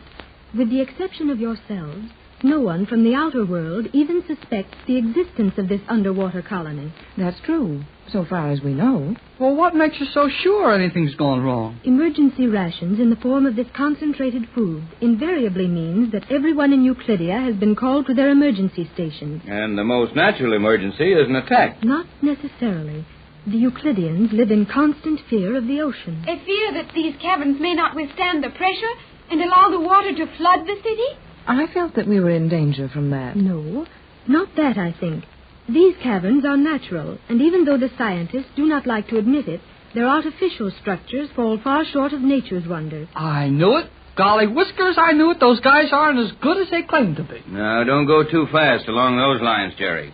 G47 is the greatest scientist in the world, perhaps the greatest of all time. And he's merely showing his intelligence when he fails to trust something he's built against all the laws of nature. I agree with you on that, Tex. G47 isn't going to make any mistake as serious as the mistake of overestimating his power. I think that is quite correct. Okay, he's smart then. But so are we. Let's go and find out what he's doing. I will go with you, Jerry. No, Joan, dear. But, Mother... Not this time, Joan. You don't know any more about this underwater city than we do. And you and Jerry have done enough touring for one day. Now, I think your mother, Elaine, and myself will go out presently and have a look around. But before we do, it might help to know what you and Jerry saw on this last trip. Well, we saw plenty. And it wasn't good news for our world, either. What was it, Jerry? Well, you remember those musical notes the plane near wrecked the submarine we stole? We are not likely to forget that quickly. The horrible tremors that passed through the steel shell of that huge boat as the musical note struck it. Are they working on those things again? They are indeed, Captain Bradford. Jerry and I saw Octavo perform an amazing experiment. He is working in the airship testing cavern, is he not? He sure is. And he's got Thales working with him, too. Thales is operating the radio control from the tower, and Octavo is testing his musical robot-controlled plane, flown within the chamber. Within the chamber? Yes, Mother. You mean one of those undersea caverns is large enough to fly airplanes in? Boy, I'll say it's large enough. The plane we saw in use was a very small one, of the type ordinarily used in your world for observation. Yet the results would be the same with a large plane. What happened? Well, the first couple of times old Octavo hit a note, the plane just shivered a little and kept on going. But the third bunch of music he turned loose, the motor stopped, and the plane started to fall to pieces. The plane was breaking up in the air? Indeed it was. Then Octavo has accomplished something he has worked on for more than 10 years. And what will be the effect of this on flying if we can't stop these activities? Well, if we can't keep this guy Octavo from getting loose in our world, well, there just won't be any flying, unless the Euclideans do it. Exactly. And what you've just seen is one more reason for our plans to take this place over. Captain Bradford, may I ask a question? Why, certainly, Elaine. Will you trust me? Trust you? What do you mean, Elaine? Trust me completely. Allow me to participate in your plans for escape and the capture of Euclidia? Oh, sure we will. Well, I've known ever since I first saw you that you were going to be a friend of ours. And I, too, feel that the commander... Oh, I'm sorry. That Elaine is to be trusted. Of course. You're one of us now, Elaine. And you have no more reason to love the Euclideans than we have. What caused you to ask that question? It would appear to me that the time has come for us to make some well-organized and rapid movement if we hope to leave Euclidia in safety. And, what do you suggest? Nothing for the moment. But if you will allow me to enter into all of your discussions, I am sure that my services will prove of value to you. Oh, sure they will. That would seem reasonable to me. If you wish, I will go over the situation with Jerry and Joan, while the captain and yourself learn what you can of the present emergency. Very well. Come on, Pat. Let's go out and look around. Well, you ready to leave at once? Yes, I just thought of something. Hey, isn't there anything we could be doing? Do what Elaine suggested. Get all of our ideas on our position here. We'll go over them when we're together again. And maybe get you back, Mother. Well, we'll return as soon as possible. And while we're gone, you three remain in these quarters. Whatever happens, don't leave here until you see us again. Oh, but Captain Bradford... Tex, what's the matter with you? I've got an idea. Well, it must have been a sudden one. Well, it was, and I wanted to get you out of there where I could tell you before my face gave me away. What is it, Tex? Something you didn't want the others to find out? Something I didn't want that girl submarine commander to find out. Tex, what has happened? Nothing yet. And I think as long as we keep an eye on that girl, nothing will continue to happen. But let her out of our sight after she knows our plans, and G-47 will have them just quick as she can get to it. Oh, you're mistaken. Oh, I wish I was. Something tells me that girl is not what she pretends to be. Why, that's out of the question, Tex. It isn't reasonable. That girl has helped us a number of times. Yeah, true, but if you remember, she never helped us into any very permanent security. But she's an outcast from Euclidia. Even Thales and Cheops told you that, Tex. It would be to their advantage to tell me that, wouldn't it? Tex, something very definite has happened. What is it? That girl asking us if we trust her. That sounds too much like a criminal who gets his alibi ready before anyone accuses him of the crime. Oh, you're worried about nothing at all, Tex. That girl is a friend of ours, and I'll trust her with our lives. Well, I won't. I think she's hiding something from us, and that's that. We won't discuss our plans with her. Tex, I'm sorry to have to say this, but you've invited it. I'm in charge of our party. What? Just that. After all, this entire expedition is mine. We came on my boat. The responsibility for all of you rests with me, and from now on, I'll assume active command. But, Pat, I'm sorry, Tex, but I don't see it your way. And you'll be good enough to take orders from me. That girl remains a member of our party, and I expect you to treat her as such.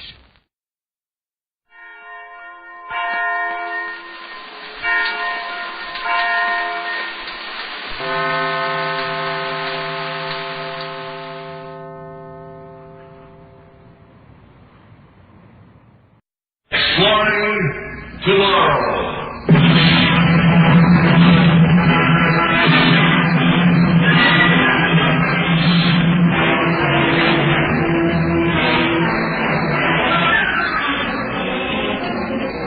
And now here is your guide to these adventures of the mind, the editor of Astounding Science Fiction magazine, John Campbell Jr. In the biblical story of the handwriting on the wall, everybody could see that handwriting. The king, Belshazzar, could see it clearly enough. Trouble was he couldn't tell what it meant. If you recall, he had to call in an interpreter. A lot of people can see handwriting on the wall.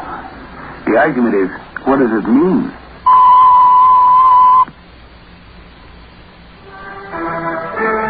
The thing that makes reading that handwriting on the wall so difficult many times is that the message is one we don't want. We don't want to be able to read.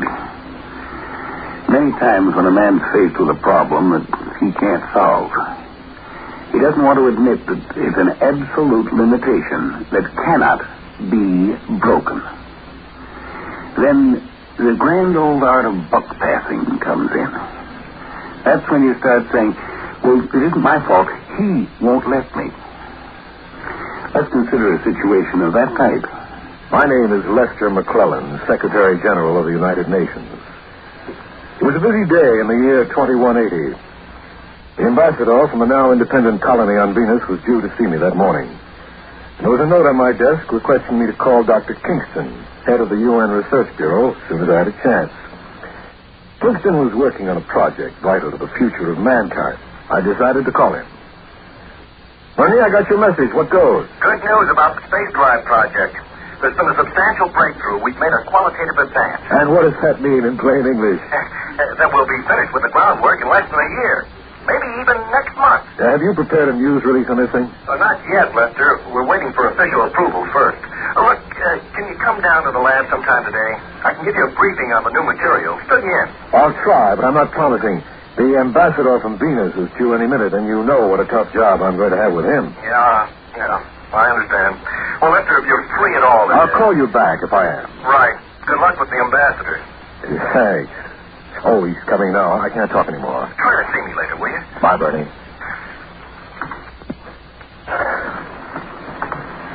Secretary General McClellan, I'm David Rockwood, Art Secretary of Venus Central Council. How do you do? Won't you be seated, Mr. Rockwood? Oh, thank you. I'm happy to welcome you back to the planet of your ancestors. Is this your first visit to Earth? It is. I wish I could hope that you'll enjoy your stay here, but I can't do that, can I? Anyway, we're very happy that the Outworlds agreed to send an observer to the Earth. We have a major problem here, Mr. Rockwood. We think your worlds can help us. Of course, you're familiar with the text of the General Assembly resolution. Of course. The three governments of the former Earth colonies of Mars, Venus, and Callisto have sent me as their representative. The space travel is not cheap, you know. We saw no need of 3 observers when one would do. Yes. Yes, I see. I've arranged for you to have a brief guided tour of parts of the Earth to illustrate our population problem. Oh, very well. We've agreed to reserve decision until we've seen Earth. We can begin our tour now, if you like.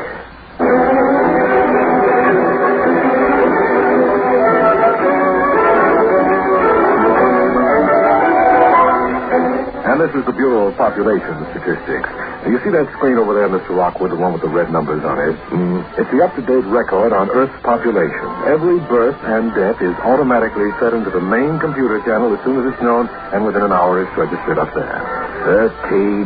13,762,312,000. The last column doesn't stay still long enough for me to read it. No, it doesn't. We average 500,000 new Earthmen a day, and the computer has to move fast to keep up. It's an average gain of 3 or 4 million people a week, 150 million a year. And the figure keeps rising. What you need is a really efficient plane. Something to clear away 3 or 4 billion.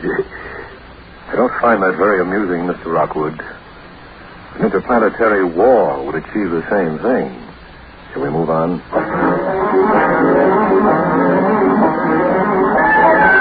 Down there you see New York City. Population 15.5 million.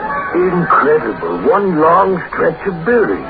Well, the largest city on Venus is only 200,000 people. I can remember when we still had trees in New York. Not anymore. Wood is a luxury on Earth now. And so is living space. Where do you expect to put the billions you're figuring on in coming years? I wish I knew. We're converting Mars and Venus and Callisto into livable worlds, but the rest of the planets are impossible to convert. We need population relief in a hurry. Meaning emigration to Venus, Mars, and Callisto? Yes. If you'll permit us to send more settlers to the planets We built and colonized. Oh, come now. Do you really think we owe you the right to send the overflow to us? Let's finish the tour. We can discuss possible arrangements later.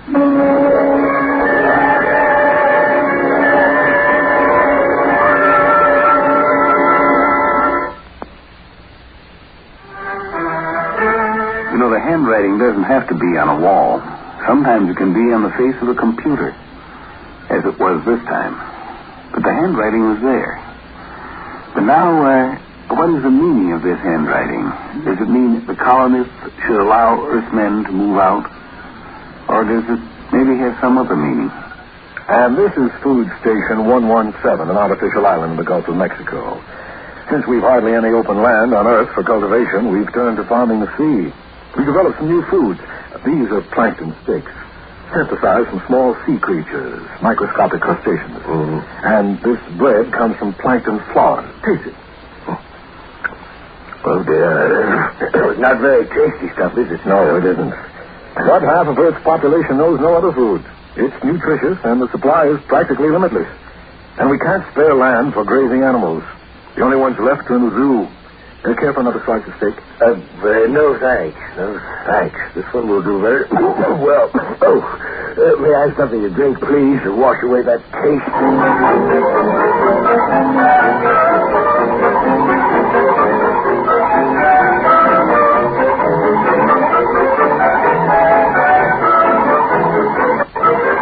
How did you enjoy the rush hour subway ride? It was a nightmare. I've given you as good a sample of Earth's life as is possible in a single day. You've seen much of North America, but it's worse elsewhere. Why, in Asia alone... Please, Miss McLaren, no more statistics. You've made your point over and over again. I'm sorry if I've tired you. But I wanted to show you the contrast between Earth and your own uncrowded planet. And now I appeal to you, Mr. Rockwood, in the name of the humanity that's common to all our worlds. You want us to let you send overflow masses to us. We built those colonies as a safety valve for overpopulation. And now that we need to use that valve, it's shut tight. Mr. Rockwood, I'm a reasonable man. I know we're asking something that amounts to an imposition, but I beg you. I agree. Earth is terribly overcrowded. The population of Venus is about 700 million. Mars has about 1 billion. Callisto, 300 million. Now, these figures are close to the peak of optimum population. And since our death rates are low, thanks to medical advances, we have to keep a careful watch over birth rates to maintain normal population distribution. I ask you to hear me out, please. We're deeply moved and sympathetic to your plight. We wish we could help you. We feel pity, the pity we would have for an idiot who, given a loaded gun, proceeds to blow his brains out. What did you say? I knew how overcrowded Earth was before I took your little tour. But we haven't grown overcrowded and won't. Why? Because we have small worlds, smaller than Earth. We can't allow ourselves to breed at Earth's rate. We see the inescapable need for certain self-restrictions. You don't see the moral obligation to accept some of our excess people? We see a moral obligation to refuse. To force you to see your real problem and its solution. I am empowered by the General Assembly, Mr. Rockwood, to exert any means within my power to make you change your mind. And Earth, I'm afraid, has more armed vessels than your 3 worlds combined. So you're threatening war? Not war. Survival. You have country estates, rolling green fields, and we don't have an inch of free space. So you'll fight to make us let you in? You're bigger fools than I thought. 14 billion of you crammed onto one world, and a mere 2 billion of us scattered over 3. Why, a war would ruin you. We'd bomb you in a shotgun spray and knock off 100,000 no matter where we struck. While you'd have to pry us out of nooks and crannies. We'd lose perhaps 100 million people, but you'd lose billions. I think we could risk it. So you won't yield. You'd risk war even. You won't take colonists. we colonize the stars, we shall do it differently. The stars? Yes, you're counting on them as your last hope. But do you seriously think colonizing the stars can help your population problem? Oh, look, Mr. McClellan, even if you invented a workable star drive tomorrow, it would take 5 years before the first ships got off the ground. You're adding 500,000 a day. Now, how many people would these ships hold? 1,000 each? With 500,000 new births a day, you wouldn't be able to ship people to the stars fast enough to keep up. The math's against you, sir. You'd have to run as fast as you could just to stay where you are. I suppose there's no further negotiation we can do, Mr. Rockwood. I'll arrange for your immediate return to your home planet. Will you think about what I've said? I'll think about it, yes. But we have 14 billion people on Earth. Mr. McClellan, we're not anxious for war. But your threat doesn't scare us either. We'll fight to defend our way of life. And we'll win, sir. Good day, Mr. McClellan.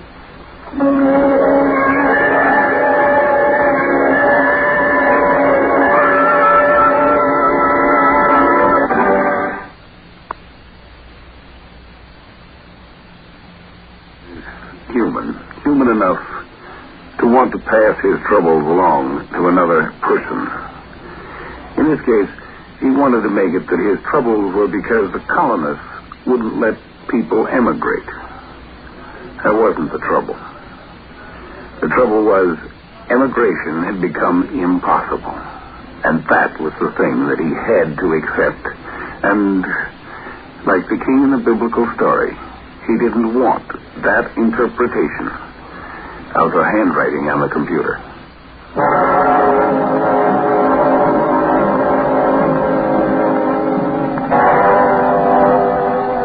Sit down, Bernie.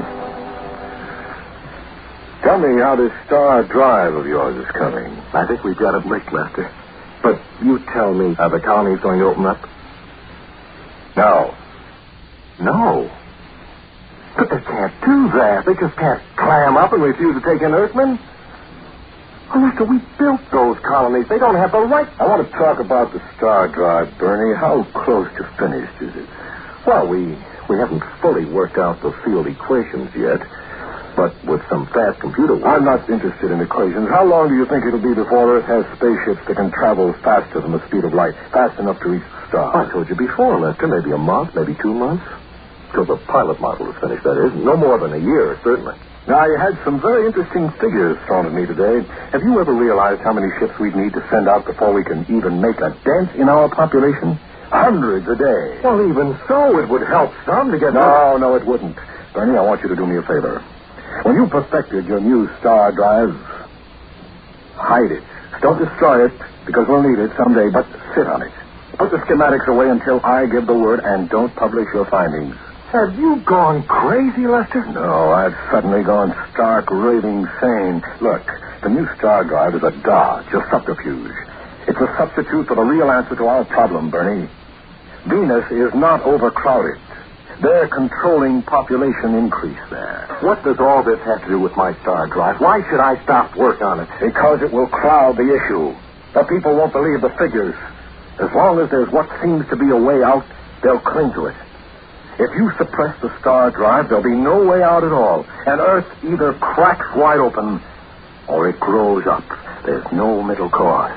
And you're suggesting that I deliberately destroy my life's work? Just for a while. Sure, it's a great thing to explore the stars, but first we need to control ourselves. If the world learns that there's a star drive, they'll think it's a way out. It isn't, but we'll never convince them of it. First, we set up our population control programs, make them see the need for them, get them into operation, and then reveal the existence of the drive. We may have to wait a generation. No, I absolutely refuse. You can't meddle with science this way, Lester. Research must continue. If you interfere with me this way, well, I'll have no choice but to resign. Your resignation is accepted, Bernie. Effective immediately. What? But I only meant that it... I'm sorry, Bernie. So you're actually fine. If you want to call it that. You don't want to understand how disastrous it would be to continue work on the star drive. Okay. Your successor will be a man who will understand such things. Maybe he won't be as gifted as you are, Bernie, but that's all right. The stars can wait. Lester, you can't fire me like this. So cold-bloodedly, so ruthlessly. We've been friends for years. You think I don't know that. But all along, I've been soft-hearted, been making concessions, taking the easy way out. We farmed the seas. We colonized 3 worlds. We cleared away half the Antarctic ice pack to make new land. All big, important things, but all dodging the real issue. Now I'm backed against the wall. The whole world is. I can't be soft-hearted anymore. Lester, this doesn't sound like you. I know. You think I like the spot I'm in now? But a new order has to come about. An order which demands strength, tough-mindedness, courage. It's either that or a situation I don't want to think about. I can't let anything stand in the way now. Do I have time to clear out my office? You can have until tomorrow. And remember that you're still bound by security regulations in case you plan to scream to the news sheet. I'll remember it. So long, Lester. Good luck. Thanks. I'm probably going to need it.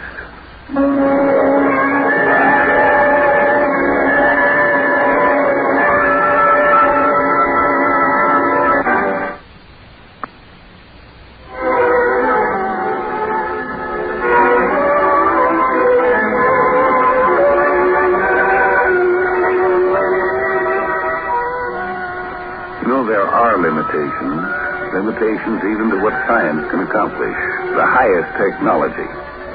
The fundamental physical limitation of the amount of matter there is in the universe. Old Malthus was right. With a higher technology, you can push the limit out a little further, but not beyond the limits of the universe. They're fundamental.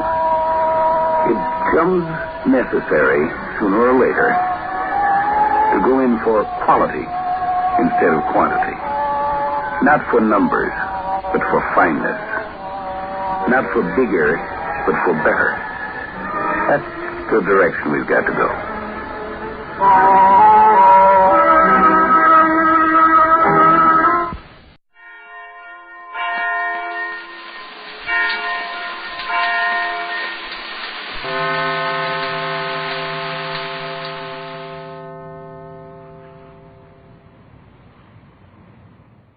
Presenting the transcription feature, Superman.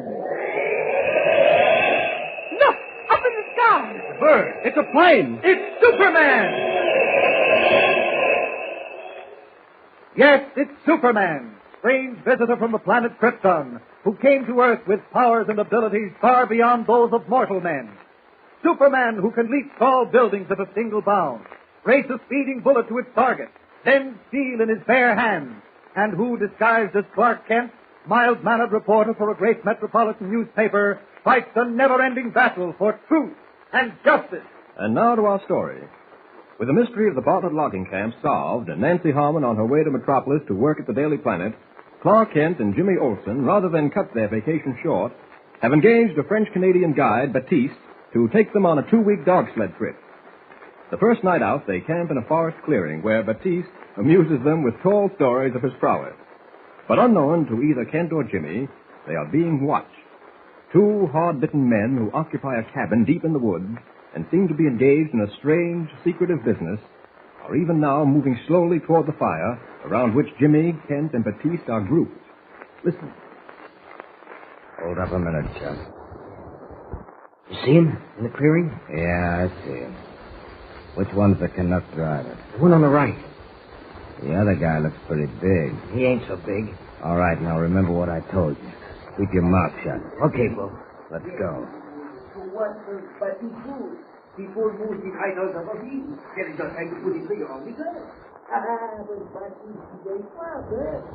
We got you covered. Don't nobody move. Where are you? Close in on him, Chuck.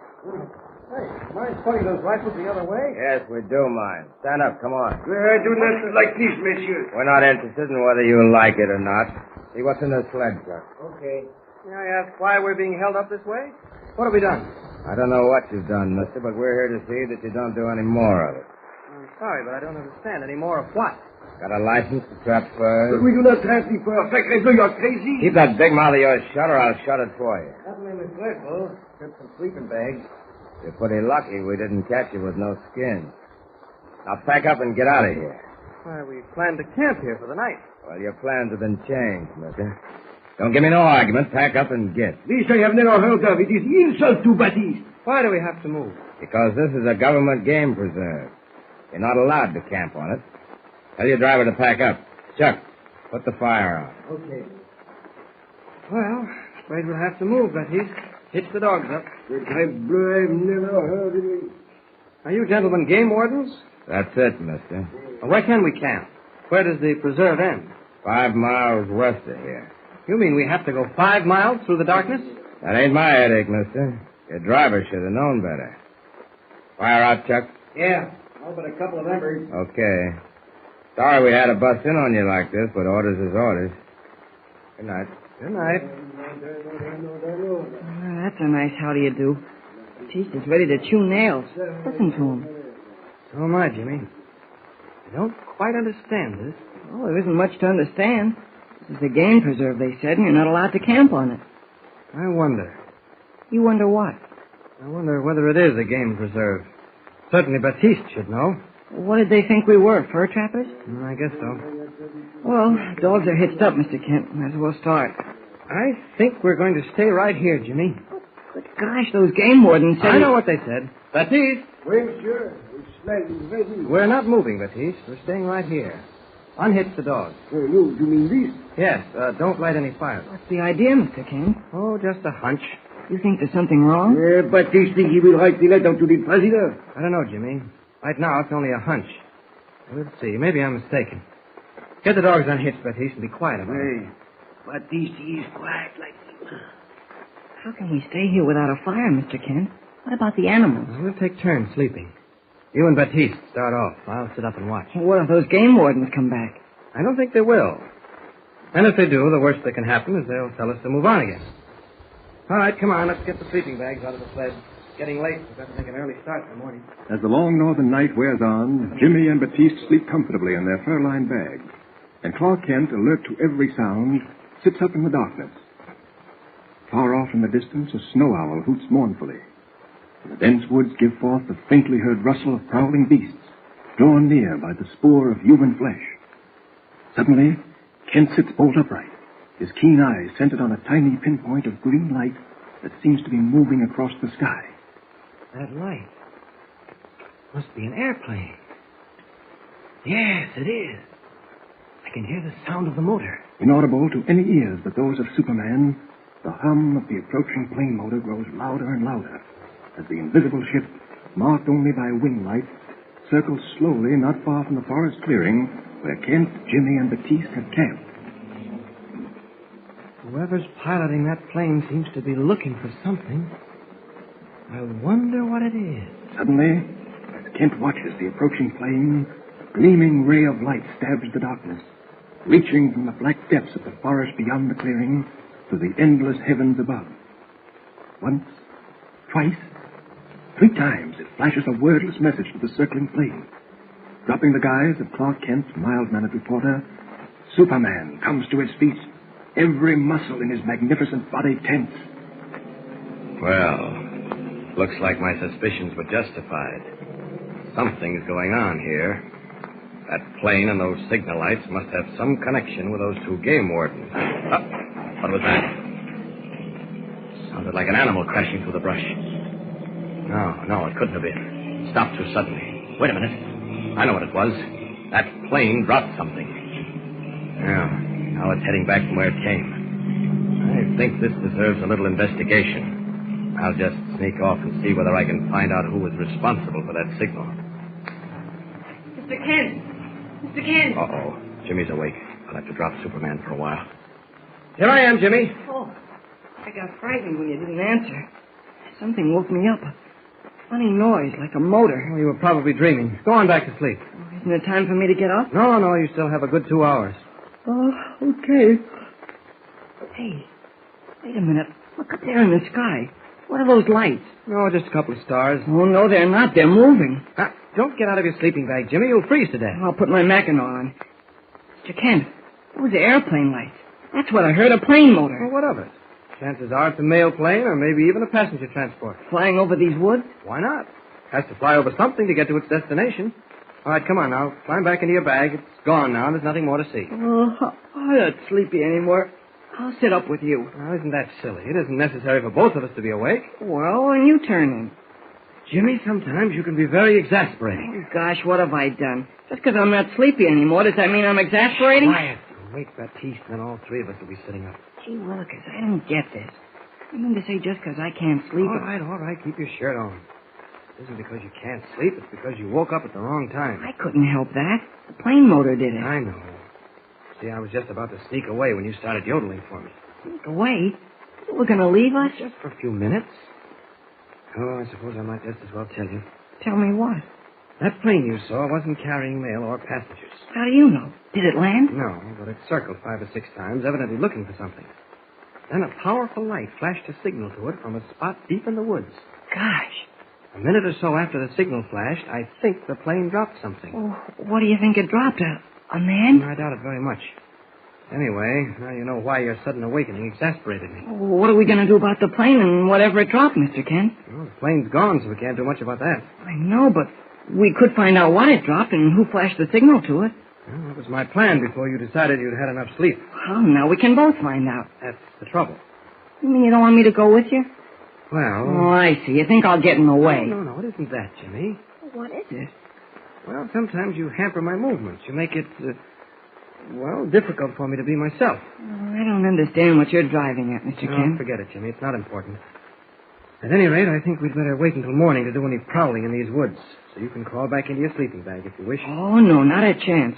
I wouldn't close an eye now for $1 million. I promise not to sneak away. Nothing doing. Okay.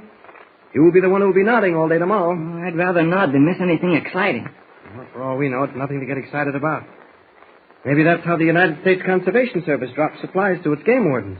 Oh, I meant to ask you, Mr. Kent. Well, what's a game preserve? Why, it's a tract of land, generally heavily wooded, set aside by the government to protect wild animals and birds. Oh, protect them against what? The people who shoot and trap them. You see, Jimmy, a country like the United States owes all its strength and power to its natural resources. Not just the birds and animals, but its rivers and forests and minerals. If any of these are abused or overworked, future generations won't have water power and wood and coal. You remember how they were cutting giant oaks at the logging camp? Yes. The government watches that pretty carefully. It has what's called a reforestation service.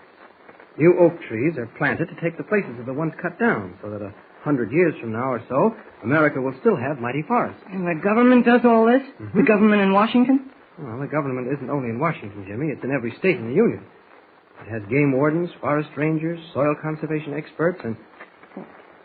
What made you stop? Wait a minute. I thought I heard voices. I don't hear anything. Quiet, Jimmy. Listen. I hear them now. They're coming closer. Yes. You think we know how to drop them by this time? Over too far, Bill. Gosh, Mr. Kent, they're looking for what the plane dropped. Quiet, Jimmy. All right, come on back this way. Okay. What's the matter? Good gosh, Mr. Kent, these dogs are barking. Those men will know we're here. Keep low, Jimmy. Right on the ground. Don't move a muscle.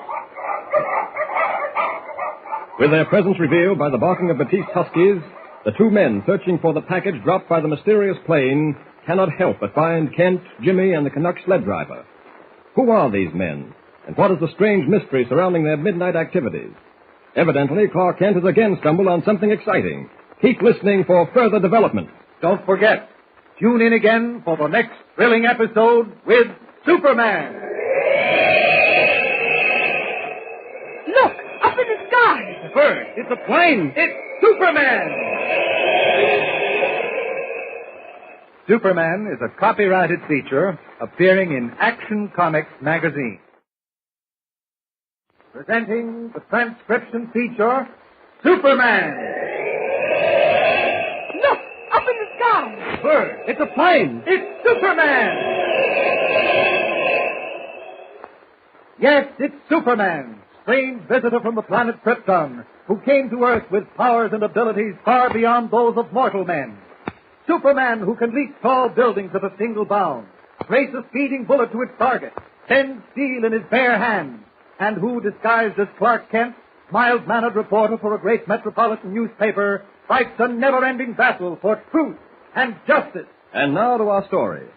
Looking forward to their 2-week dog sled trip through the North Woods and up into Canada, Clark Kent and young Jimmy Olsen ran into trouble their first night out. No sooner had Batiste, their French-Canadian guide, selected a campsite and built a fire than 2 hard-bitten men armed with rifles came out of the woods, said they were game wardens, and ordered our friends to move on. But Kent, suspicious, chose to disobey the order. With the fire out, he sat in the darkness while Jimmy and Batiste slept. Suddenly, a mysterious plane appeared overhead, dropped something in the woods, and roared off. Jimmy, awakened by the drone of the motor, sat up with Kent. Shortly after, they heard voices coming from the dense woods. The 2 alleged game wardens were looking for whatever the plane had dropped. Keep low, Jimmy. Flat on the ground. They seem to be coming closer, Mr. Kent. Yeah, forget it. Think Frankie'd know by now how to drop them shipments somewhere near the shack. It ain't over this far, Bo. Sounds like those 2 game wardens, that's who it is. All right, come on this way. They're going back. What's the matter? Gosh, Mr. Kent, the sled dogs. Get them dogs! They're close by! Jimmy, get to those dogs as fast as you can and see if you can quiet them. Hurry. Okay, I'll try. Come up and over the other clearing, Bull. Must be them campers. Oh, yeah. Your shotgun loaded? Yeah. Okay, follow me. I'll teach him a lesson. They won't forget in a hurry. Maybe you better teach me the lesson first. Where is he? Trying to light. Oh, no, you don't. That takes care of the flashlight. Now, drop that shotgun. Let him have it. Stop. That won't do you any good. That's the last time that gun will ever shoot. Look out, Bull. He's got the gun. Yes, and I'm going to twist it into a pretzel. Look what he's doing to the gun. Come on, you crazy fool. Run. I'd like to go after them, but I can't take a chance. Not with Jimmy and Batiste around. What happened? Heal the shot. See, it's back to Clark Kent for me, and fast. Here I am, Jimmy. Gosh, I heard that shot and I thought sure you'd been hit. Where are those 2 men? What is happening here? Who fired the shot? Who tried to kill Batiste? Nobody tried to kill anyone, Batiste. I hear the shots. Boom. That's right. One of our game warden friends fired at me. Jiminy crickets, Mr. Kent. Well, what is it, Jimmy? Look at this shotgun I found in the snow. It's a barrel. Twisted like a pretzel. Sacre bleu, it is Grizzly Bear do this. It's what? Grizzly Bear. Where is my rifle? Grizzly Bear. Is he gone mad? He's trying to say that a big grizzly bear twisted the barrel of this shotgun. Oh, that's nonsense. Oh, then who did twist it? People don't shoot guns like this. Well, here comes Batiste, loaded for bear. Show me where Bear go. I chase him. I tell you, there wasn't any bear, Batiste. Oh, oui, it must be. Look at this shotgun. Only Grizzly Bear do these 2 barrels. Batiste, remember 4 years ago, there was big blizzard. Yes, we know, Batiste. 75 grizzly bears attacked you. Oh, no, monsieur. Only 6. Yeah, well, all right. You'll tell us about that some other time. Right now, we're going to light a fire. Oh, but what about the game wardens, Mr. Kent? I don't think they'll bother us tonight. All right, put your gun away, Batiste. Monsieur, these I do not like. Whether you like it or not, put the gun away. There aren't any bears. All right, come on, Jimmy. Let's get a fire started. Oh, you still haven't explained how this shotgun happened to get all twisted up, Mr. Kent. Jimmy, there are some things that can't be explained. Chalk this up as one of them.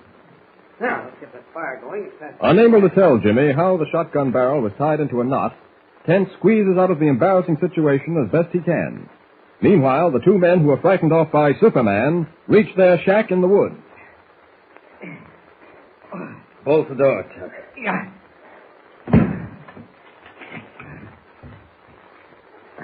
Get my rifle. Keep watch at the window. Yeah, okay. They won't find us so easy, Bo. That trail's no cinch to fire at night. I told you I wasn't taking no chances before. Yeah. I ain't taking no chances now. Yeah. Never thought we'd get through them woods without a light. Yeah. Me with a twisted ankle. Keep watching that window. If you see anyone, shoot to kill. Well, I don't like this business. Who cares whether you like it or not? Want to get tossed in the clink? No, but I don't like shooting. You better start learning to like it right now. We're good for 5 years if they nab us. Yeah. Maybe we'd be better off scrambling. And leave $5,000 worth of stuff sitting in the woods. Not on your life. Are you watching that window? Yeah, I'm watching. Whoa. What? That guy that grabbed the shotgun. He was pretty big. I told you he was big the first time I seen him. He looked bigger this time. What happened when I said to you to give it to him? How come you missed? I don't know. That's what I don't understand. I was right on top of him. You got an eye like an eagle. Next time, I'll handle the gun. That suits me. I figured it would. Now, some guys are born chicken-hearted. I ain't chicken-hearted. Just because I don't like shooting. Shut up. Watch that window. You got no right to blame me. Why don't you blame Frenchie? He's the guy that didn't drop the shipment right. I'll take care of him later. Right now, we got to worry about that government guy. Yeah? How do you know he's government? I know. I can smell him out. Well, then what's he got that kid along for? Just to make it look like he ain't government. Hey, Bull. Well, they're lighting a fire. Yeah? I can see it from here. See it? Yeah. Okay. Let them light it. That means they ain't looking for us. That means we got time to figure something out. Oh. Then I don't have to watch no longer? No. But keep the rifle handy. Okay. I'll set it right here by the window. Hey, Bull. Well, how do you think they got onto us? I don't know. What difference does it make? Guess we gotta move, huh? Maybe not. What do you mean? Ever step into a bear trap, Chuck? No. And I don't want to. Them traps can hold a 600-pound bear. Yeah? What's that got to do with it? Up in Newfoundland once, a trapper stepped into one of them. By accident. He didn't look so good when they found him. He didn't look good at all. What are you driving at, Bill? We got 3 traps here. Big ones. Yeah? So what? That government guy will be looking for us in the morning. Yeah? Chances are he'll pick up that trail through the woods. He can find it in daylight. Now, wait a minute, Bull. You ain't thinking of setting them traps? That's exactly what I'm thinking. Set all 3 of them on the trail, so in case he misses one, we still got 2 chances to get him. No.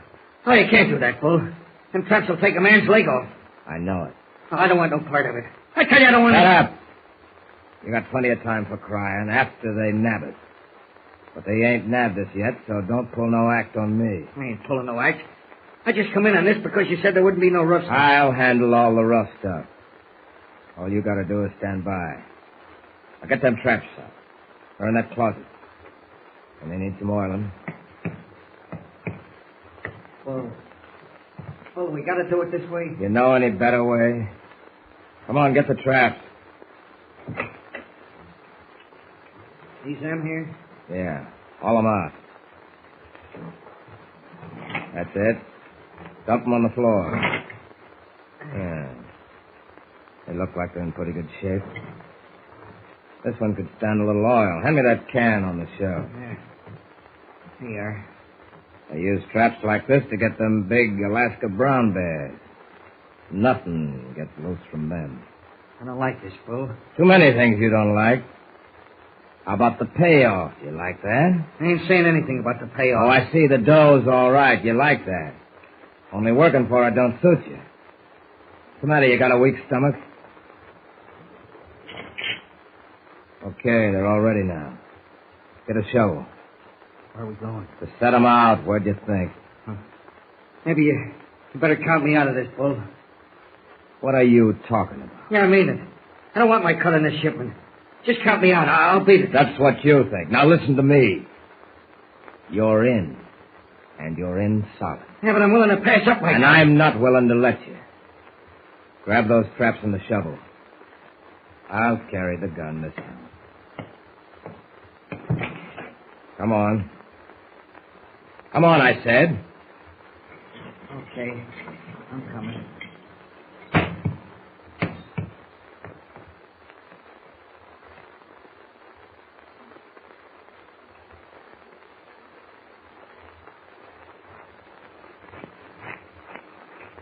Okay, we'll set the last one here.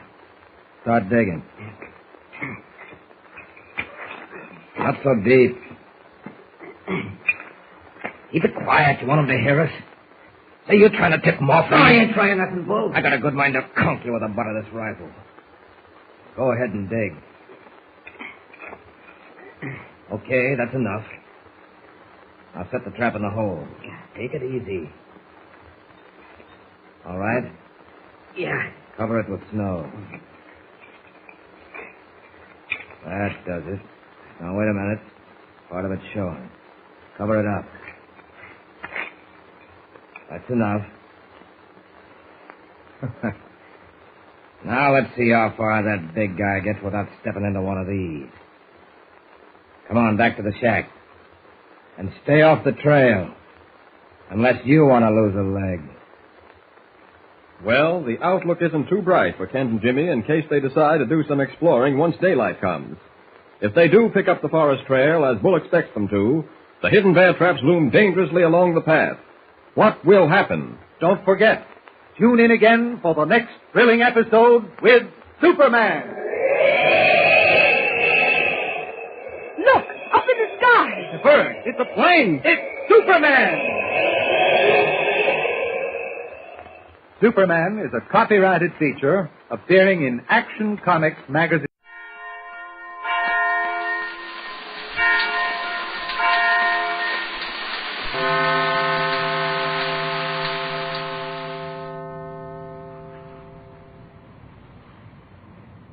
Kellogg's Pep, the build-up wheat cereal, invites you to rocket into the future with Tom Corbett. Hey, Cadet. Stand by to raise shift. Blast off. -5, 4, 3, 2, 1, 0.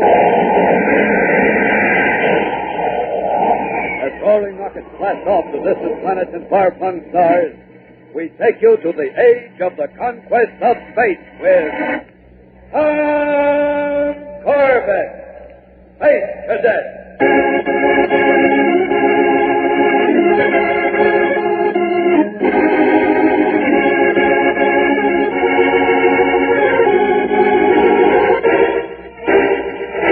It is a holiday on the planet Venus, a holiday celebrating the date 100 years before when the Earth colonies were granted independence and the cloudy planet took its place in the Solar Alliance. For Space Cadets Tom Corbett, Roger Manning, and Astro, it is a holiday from duty, the beginning of a week's leave. And in an old and somewhat battered jet launch belonging to Astro's family, the boys skim over the lush Venusian jungles. It's a beautiful day, a perfect beginning for a vacation. Yet, as usual, Roger finds a reason to complain.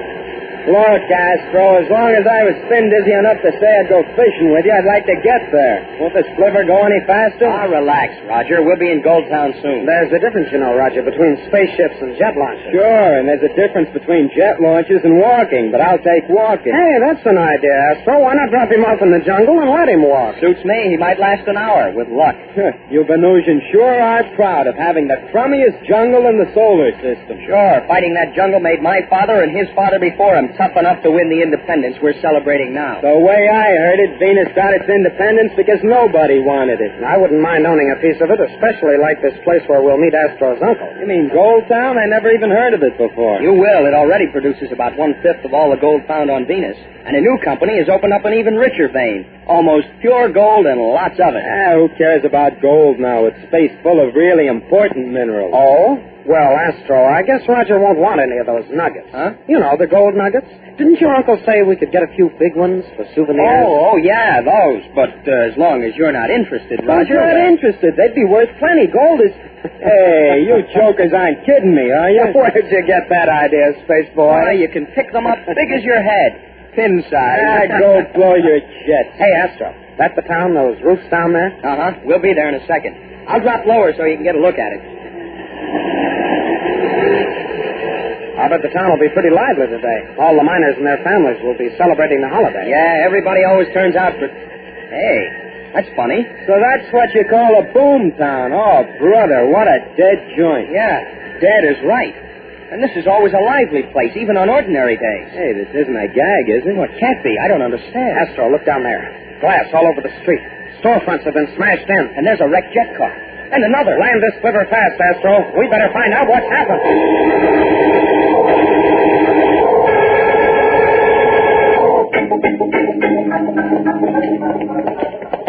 My uncle's store is down the street. Hurry, fellas. Sure, Astro. But there's not a chance of him being there. I never saw anything like this. Why, it's a ghost town. Yes, Roger. Only this ghost town didn't die quietly. I'll say it didn't. Doors broken in, houses wrecked. And everybody gone. Men, women, and kids. What could have happened? Well, Gold Town's surrounded by a jungle full of prehistoric monsters, isn't it? Dinosaurs, Tyrannosaurus. They're not prehistoric on Venus, Roger. Well, that's what I mean. They're alive. Maybe a bunch of them attacked the town. Maybe, but they didn't. Men are behind this. All radio equipment has been destroyed. You can see there's been some looting. Here's my uncle's store. Come on inside. It's empty, like all the others. And wrecked even worse. The shelves have all been cleaned up. By the rings of Saturn. Roger, look behind the counter. A man still holding on to an old-fashioned rifle. What is it, Tom? Did you find anything? Better stay back, Astro. No, let me see. Oh, no. Is it your uncle? No. His partner, old Peter Adams. He used to tell me stories when I was a kid, and now... Now, easy, Astro. Get a grip on yourself. I'm okay, Tom. But what could have happened here? Where's Uncle Carl and everybody else? And who wrecked Gold Town?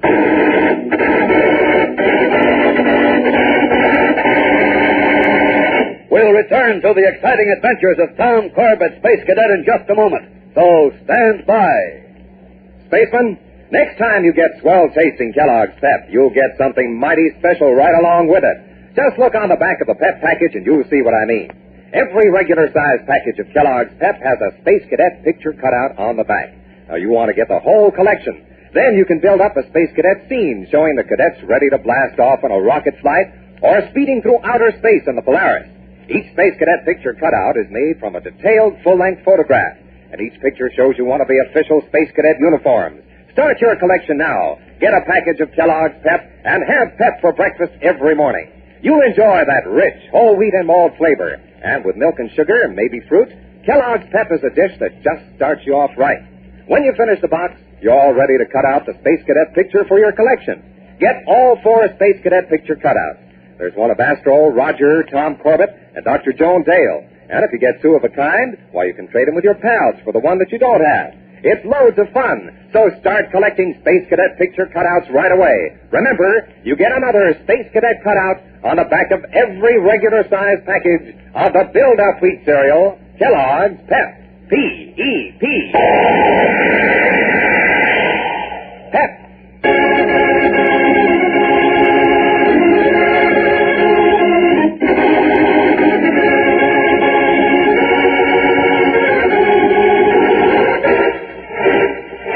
Arriving at the isolated mining village of Gold Town on Venus, where they expected to enjoy a week's leave, the Space Cadets find the little town has suffered a mysterious raid of almost unbelievable violence. And when Astro leads them to his uncle's store, they make another shocking discovery: the dead body of Uncle Carl's partner. And there is no sign of any living person. The town is completely deserted. We have to get word to the Solar Guard, fellas, and that means flying back the way we came in the jet launch. This is too big a job for us to tackle alone. Well, okay, but first I'm going to fly over the mining and processing area. It's in another clearing north of here. North? But that's out of our way. It won't take long. And if there's any reason for this, it must be the gold. Yeah, makes sense all right, Astro. Besides, maybe we'll find something definite to report to the guard. For you to report. If any of the murdering rats are up there, I'm staying Don't here. be space happy, Astro. You can't fight a gang all by yourself, even if your uncle is captured. No, it's not just him or Peter Adams. It's all the people of Gold Town. They're Venusians like me, and I know most of them. I was brought up here, and... Oh, well, I guess you fellas can't understand. I think we do, Astro. Come on, let's get moving.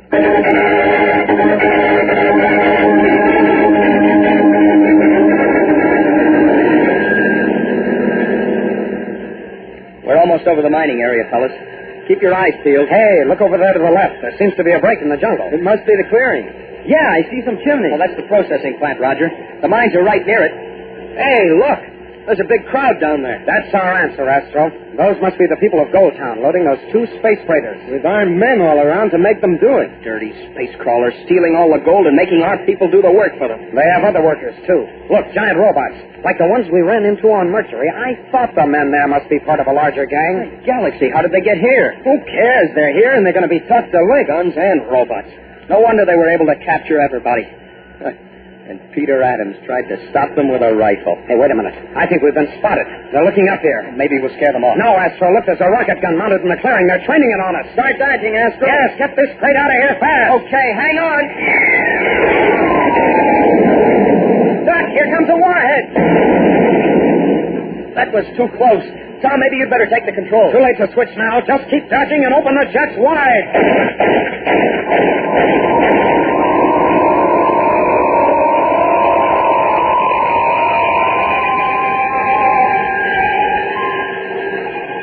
We're out of sight, fellas.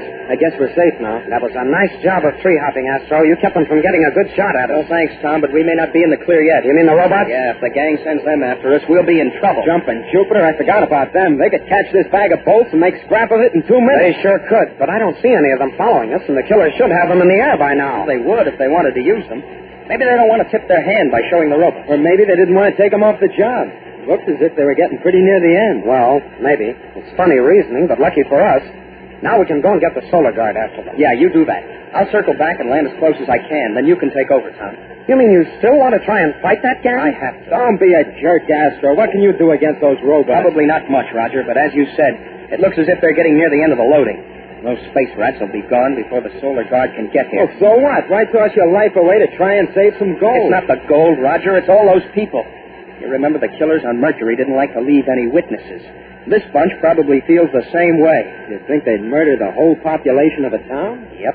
After they're through using them as slaves. You may be right at that, Astro. We'll have to try to help them. We? Sure, I'm staying with you. Roger can go after the guard. Wait a minute, Junior. If you 2 bubbleheads can be heroes, so can I. I'm joining the party. Sorry, Roger, but our chances will be pretty slim, and someone has to send out a warning. Oh, space dust. Why should I be the one... Don't argue, Roger. There's no time. All right. Blast it. I'll be the messenger, boy. Good, and while you're delivering, keep your fingers crossed for us.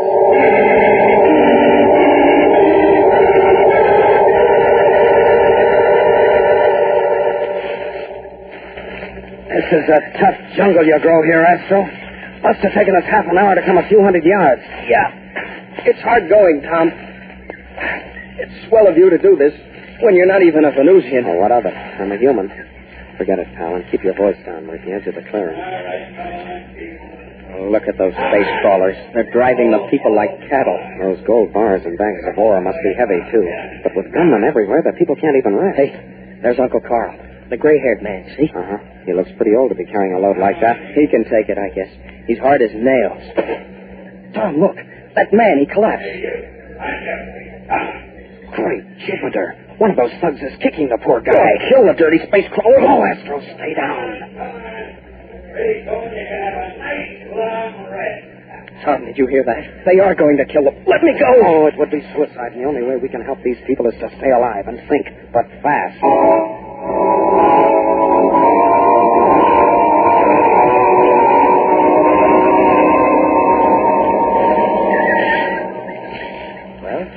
Right back where we started, Tom. We've been all around the clearing, and there's no way to break that up except... No, Astro. For the last time, we can't go charging in blindly. If we wait, we may still get a break. Or best of all, the solar guard may get here. You're just kidding yourself. One freighter's loaded already. The other's almost finished. Roger can never reach them in time. Wait a minute, Astro. Listen. Ship coming this way. Hey, you don't suppose I'll keep your fingers crossed. There.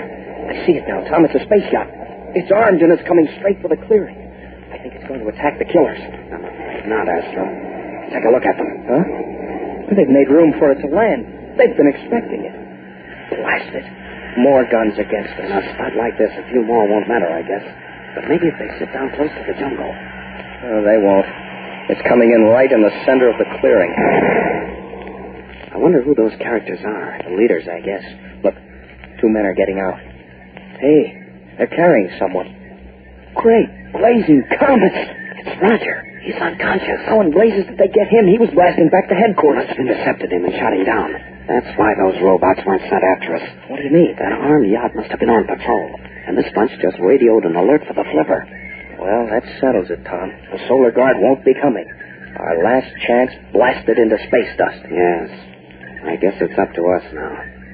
Well, you win, Astro. We'll make that rush you've been tugging for. At least we'll go down fighting. That's what I've been waiting for. Come on, let's ease forward as close as we can get. Follow me. A little more to the left, Tom. We'll be covered by that tree. Check it. Hey, down, quick. What's the matter? One of those stubs is wandering over this way. Think he saw us? No, he's just carrying a radio control for one of the robots. He'll be past in a couple of seconds. Then we can make our break. No, we don't have to, Astro. This is our break. What? If we could grab him, we'd have his ray gun and a robot, too. Hey, that's right. Come on, fella. This way. Get a little closer. Come on. Blast it. How do you like that? He sat down. He's going to set up the robot control there. But he's at least 20 feet out in the clearing. Bad as it is, we're not going to get a better chance. Let's go out and get him. Yeah, I guess there's no other way. Blast it. If we only had a rope. A rope? The rope's hanging all around you. Where? These Venusian jungle vines. They're as good as rope anytime. Wow. Can we hack off a piece, a long piece? Sure. They're brittle down near the root. I can snap a whole vine off. Wait a minute. There. Hold still. That joker heard you. He's turning around. Uh-oh. Quiet. Okay. Relax. He turned back. I guess he thought it was just an animal. Yeah. Now, come on. Help me strip off the leaves, but quietly. Look, would you mind telling me what we're doing? Going fishing, Astro. Now, you see this noose I'm tying in the end? With luck, we can toss it over his head from here. Yank it tight so he can't squawk and just haul him in. Don't you think the other jokers will see it? Yeah, maybe, but the odds are better doing this than busting out in the clearing ourselves. I guess you're right. And the robot control is attached to a strap around his neck. It should come right along with him. Okay. Are you ready? Yeah. This noose should hold. Let me try to snag it. I've got longer arms so I can reach out for it. Okay, Astro. Shoot. Here goes. You got him. Pull. Keep it tight around his neck. Here he comes. And nobody's looking this way. Yeah, but the strap on the robot control broke. It's fallen off. I get it. No, Astro, don't let go of the line. Keep pressure on. Help! Hey! Over here! Astro, shut him up! Right! Okay, he's out. It's too late. They heard him. Come on back. Things are getting hot. Yeah, they're using heat ray. Come on, let's beat it. Here, I got his gun. You take it. Thanks. Good work. You winged a couple of them. There's so many of them I can't miss. Besides, they can't see us here. We have that much advantage. They're falling back, Tom. We're beating them. Great Jupiter. What's the matter? The robots. They're sending the robots in after us. Oh, the gun's no good against them. Look at them come. That does it, Tom. We're licked.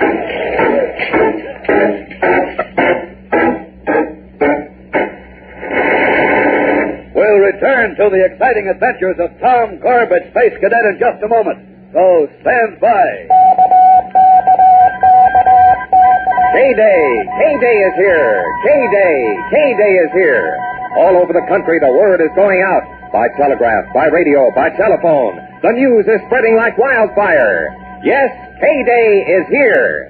And that means that every single one of Kellogg's cereals has been dressed up in a brand new package. And now that K-Day is here, you can see those new Kellogg packages right at your grocery store. They're new, they're fun, they're exciting. And are they different?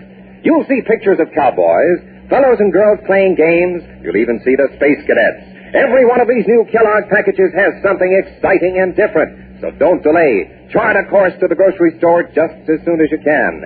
See the better-than-ever Kellogg cereals and newer than new Kellogg packages. Then you'll be saying, did you see what I saw? Kellogg's on display in brand new boxes, bright and gay. These famous cereals come your way. Go see this eyeful. The Kellogg's All-Star Breakfast Show has a cheerful look, a lift for you. Start you out with a hoop-de-doo. Kellogg's for breakfast and a happy, happy day. Get a big supply today. Yes, for a happy day, have a happy breakfast with the best-tasting cereals ever. Kellogg's.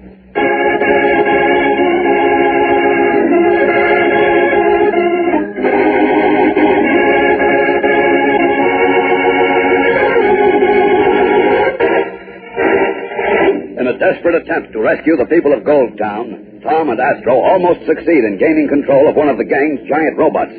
But when the plan fails and the killers are alerted, the cadets are seemingly trapped. as the giant, indestructible robots are sent crashing into the jungle after them. Tom, we're finished. We can't stop those robots. They'll run us down. Yes, if we just stay in front of them, Astro. But they can't think for themselves, and the men operating them will expect us to run back into the jungle. This is a chance to pull a fast one. Ow! Pop up that man you knocked out, and I'll put my hat on him. That'll delay them for a minute. Okay. There. Come on. Where are we going? We'll skirt around the edge of the clearing. But they're watching for us now. Not this way. Everybody's looking in the direction the robots are taking, where we were. Well, they're bound to find out we've given them the slip. Sure, but not in time, I hope.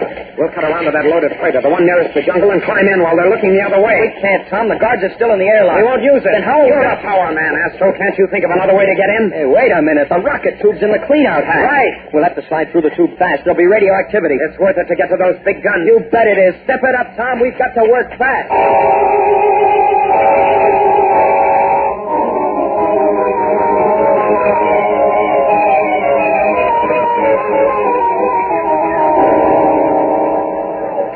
Come on, Tom. The main deck's empty. Climb in. Wow, we made it. And those space rats think we're still in the jungle. Oh, we'll show them how wrong they are. Let me at those rocket guns. Right. I'll take this one.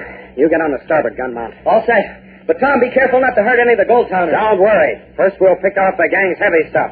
The rocket gun mounted in the clearing and the robot. I'll knock off the gun. You work on the robot. Check. Ready? Fire! Hey, I nailed the gun. Nothing but junk now. Good. One robot's down, but they're tough. You better get on them, too. Right. Look at those space rats. They don't know what's happening. They're going crazy. I wonder how they like being on the receiving end for a change. Hey, Tom, some of the gold towners are slugging their guards. They're getting into the scrap. Watch your fire. Uh-oh, there's a robot getting into the fight. It's over on your side, Tom. Blast it. No, wait. It's going after the killers. One of the gold towners must have grabbed the controls. Hey, what do you know, Astro? Look! It's Roger. He's all right. It sounds like jets. It is. The space yacht is blasting off. Well, nail it, Astro. Pull it on! It's too fast and heading straight up. Can't get these guns to a sharp enough angle. Now they're gone. Yeah, too bad we knocked out the blaster in the clearing. That might have been... Great galaxy. Now the other freighter is taking off on the other side of us. Swing your gun around quick. Forget it, Astro. We're too late. Blasted a few seconds sooner, we could have clobbered them.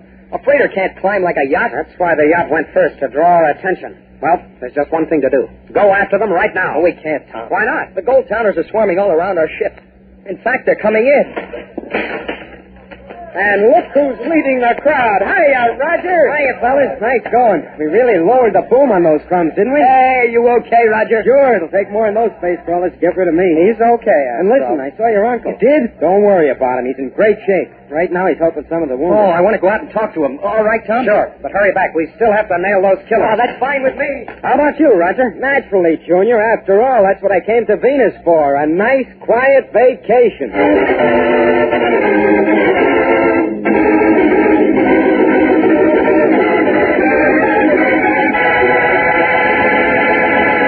Don't miss the next action-packed episode with Tom Corbett, Space Cadet, on Thursday, when the crew of the Polaris search for the killers but find danger in Part 2 of Holiday of Terror. Tune in, same time, same station on Thursday for the next thrilling interplanetary adventure with Tom Corbett, Space Cadet.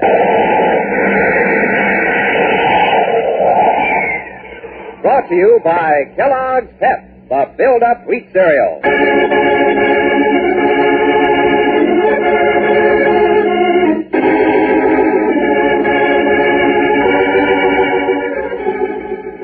Tom Corbett, Space Cadet, starring Frankie Thomas, can also be seen on television and appears in the comic sections of many of America's leading newspapers. Look for it daily and in weekend editions. Featured in today's cast are Jan Merlin and Al Markham. Today's program was written by Don Hughes, directed by Drex Hines. Jackson Beck speaking.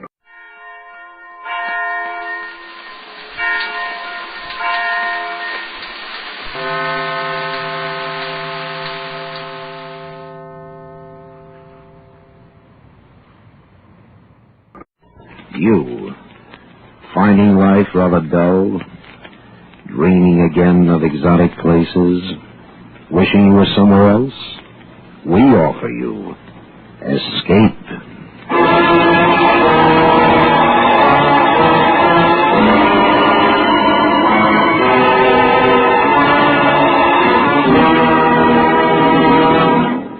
Take with us now to the windswept peak of Mount Everest and the story of a man who sacrificed everything to climb it, as Leonard Lee tells it in his gripping story, Conquest.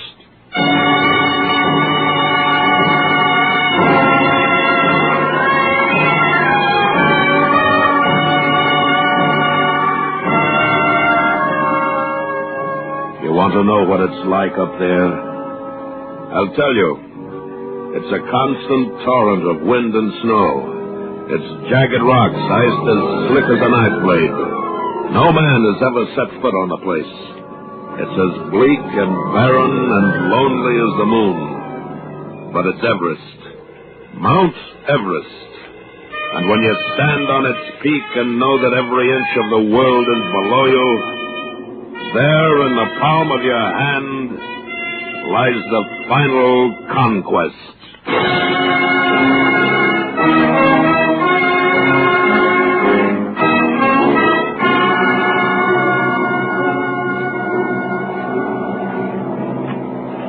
We're not going to make the mistakes Norton and Somerville made.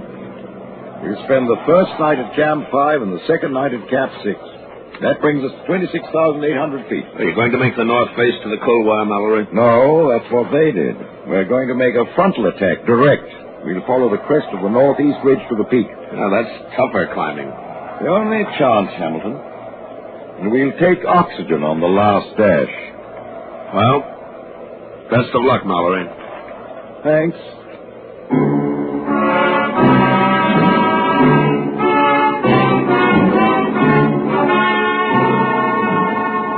We watched them as they left Camp 4, 23,000 feet on the face of Everest. Mallory and Irvine, stocked with their provisions. Pitons, carabiners, hammers, axes, packboards, snowshoes. Two diminishing silhouettes against the powder snow of the Rongbuk Glacier, finally disappearing behind a jut in the North Col. We watched them and prayed for them. And we hated them, because we weren't part of that final run to the top.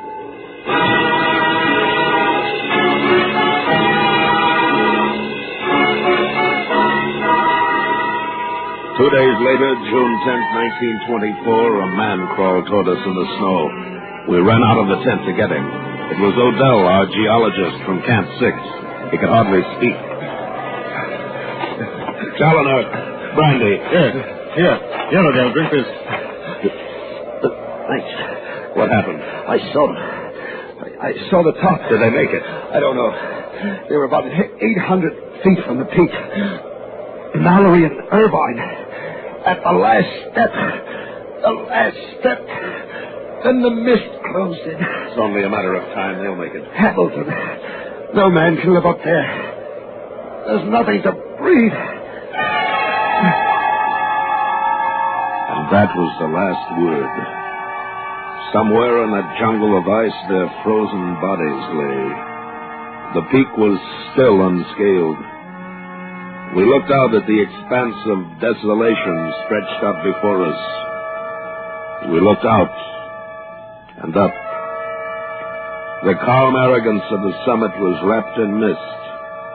From that moment on, there was only one purpose to my life: to climb that mountain.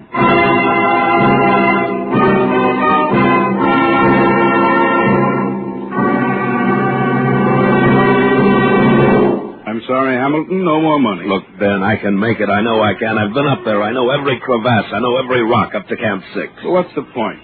So you reached the peak. So what?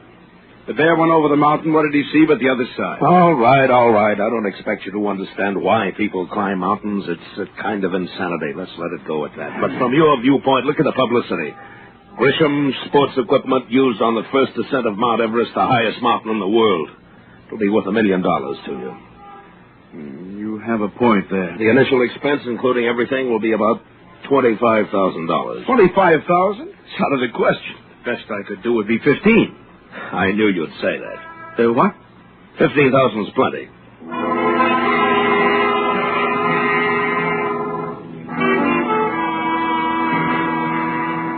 Well, what do you say, Challoner? Are you with us? Well, the last time it was pretty rough, but I'm always fool enough to try again. Fine. Who have you got lined up so far? Langmuir, he's pretty young, but he's got a lot of energy and a lot of experience for his age.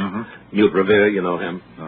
4 of us will lead. That sounds pretty good. How about financing? The Mount Everest Committee can't supply it all, so I got most of what we need from Grisham. He makes sports equipment. It's a publicity deal. I see. Well, it's March now. We ought to have our base camp established by mid-April, and then we'll have about a month of climbing before the monsoon hits. Yes, that's what I planned. We'll be leaving in about 10 days. Can you be ready? Yes, I'll be ready, Hamilton. And so will Everest.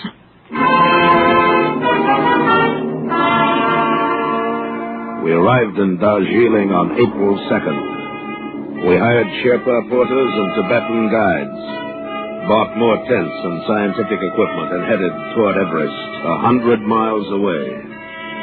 But it was almost 3 times as far, snaking through the gorges of the eastern Himalayas. Our second night out, we camped in the sweltering swamp jungle of Sikkim.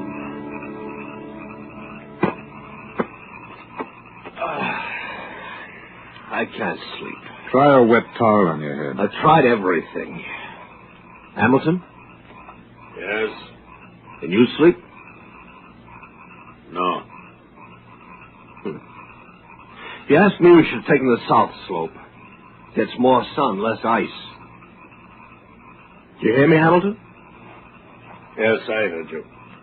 Well, why didn't we try the south slope? Because the north slope is explored and possible. Besides, Nepal won't grant permission. Let's try to sleep, Can't sleep. Too hot. Can you sleep, Revere? I could try if it weren't for all this talk. Hold it. There's somebody outside. Yes, who is it? The head porter. Oh, you better tell him to come in, Hamilton. Come in. Yes, Tishbear, what is it? Not go to Chomolungma. What? Signs very bad for mountain. Death, I see. What signs? Bend of the trees and the stars. No good. Not go to mountain. All right, Tishbear, how much? I do not understand. The bend of the trees is worth how much? Oh, signs are bad. $500. Get back to your tent. $400. $400, the blessing from Holy Lama of wrong book. All right. But that's the last holdup, you understand? I'm sure signs will be better. Now get back to your tent. Oh, gladness. There's a gurkha for you. The Sherpas won't come around for more money in the middle of the night. Well, good night, gentlemen. It's too blasted hot. Enjoy the heat, Langmuir. In another 48 hours, you'll wish you had every steaming bit of it.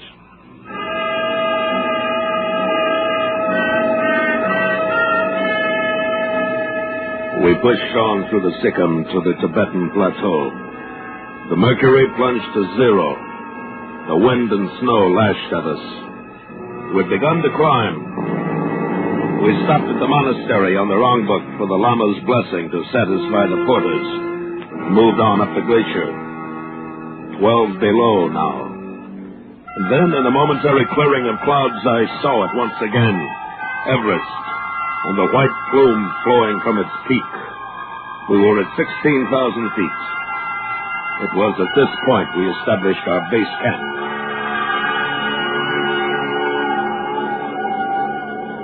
All right, Charlie, now tell them what we've decided. All right. Camp 1 will be at 18,000. Camp 2 will be at 20. Camp 3 at 21. Camp 4 at 23. Now, we'll each carry oxygen. The tanks are light, but we'll have enough to last us for about a week if we use it right.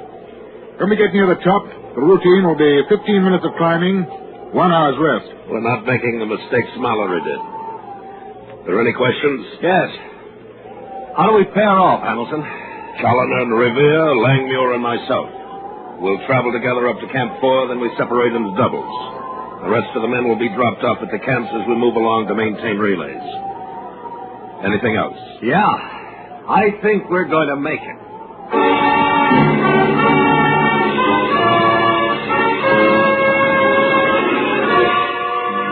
We climbed over the icy slopes, establishing camps as we went. Finally, after days of driving forward inch by inch, we reached the North Cow, just 7 feet 7,000 feet from the summit of the mountain. The wind hurtled down in the slopes in a sweeping gale, hard and cold as rock. Mallory had camped here, just days from his death. Night closed in. The lack of oxygen had numbed the mind and fired the temper. Our civility was suffocated. We were savages, nothing more. We sat around an alcohol flame, the four of us, breathing hard, staring at each other's bearded faces, while outside the wind beat at the tent flap. Gotta have oxygen. You've had plenty. Can't breathe. You can breathe. Just take it easy. Any more oxygen, your body will stop regulating to the altitude, and you won't be able to do without the stuff. My heart's going like a trip hammer. It'll get worse. I gotta have some, I tell you. Sit down. Stay away from that tank. I can't breathe. Hamilton, I can't breathe. I said stay away. All right, come on, now get up. Oxygen. Please. Sit up and behave yourself. I'm the leader of this expedition, and you'll do as you're told. Here, Lanyard. Give me a hand. No. Let him lie there, Challoner. You'll be all right in the morning.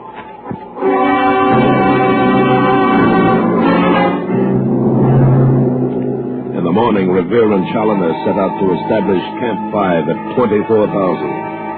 Langmuir and I watched them go, chopping their way up the ridge to the northeast shoulder. When we lay down, waiting, trying to conserve our strength, Langmuir stared upward, his lips moving in prayer, deep sunk eyes, chest heaving. The next day we set out, following Challoner's marks.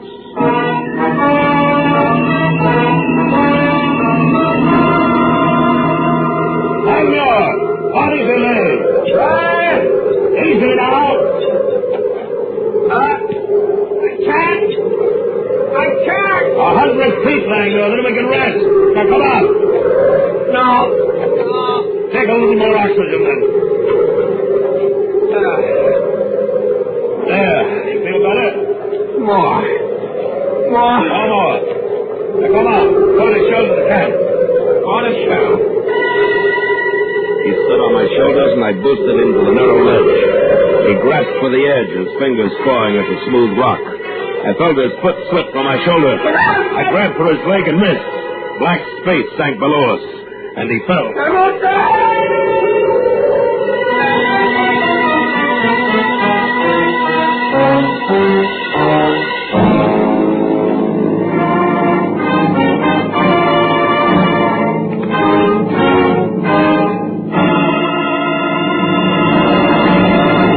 Escape, under the direction of Norman MacDonald, returns in just a moment. CBS wishes to call your attention to the debut of 3 programs today.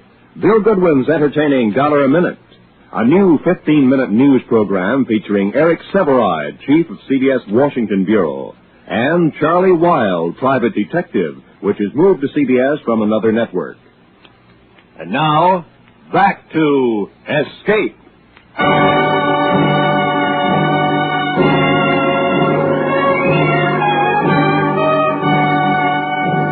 As Langmuir fell, I braced myself against rock, waiting for the rope around my waist to pull taut. And when it jerked, it burned into my flesh and tore me into space. I scrambled under the double weight, lunging desperately for a hold. I threw my arm around the snub of rock just at the edge and started to pull up. Slowly, I reached the ledge, gasping for air. I looked down. Langmuir was swinging at rope's end in a small arc above the yawning emptiness, just 100 feet below me. The wind tore at my face. My arms were aching. I felt them slipping from the rock, and then I saw Langmuir grab a handhold and start to climb. And the rope loosened, and I relaxed. He was all right. I sniffed at my oxygen, but it made me drunk. 3 hours, I told myself.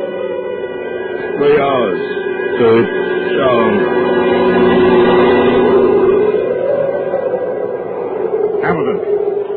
Hamilton, you all right? It's Challoner. Are you all right? Yes, I'm all right.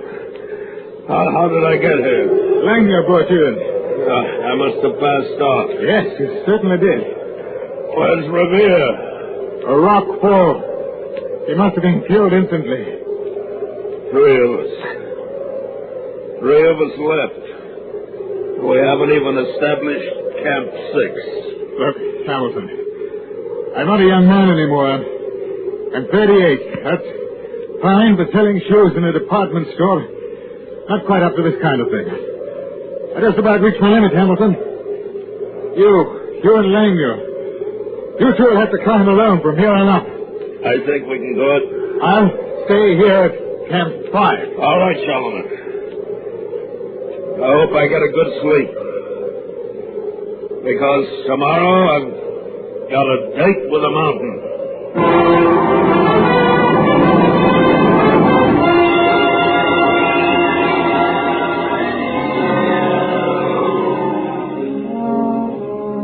It's quiet outside. It's a wonderful day. It's the best we've had yet. What do you think of cutting the north face across the couloir, making a final ascent directly up the western part of the north side? No, we'll take Norton's route as we planned. So what about Camp 6? Well, if we can establish it at 27,000, the final dash will be short. That'll double our chances. Well, Langmuir, what do you say? You want to go on? Look up there. What? The mist is beginning to clear. There it is, Hamilton. The summit. The top of the world.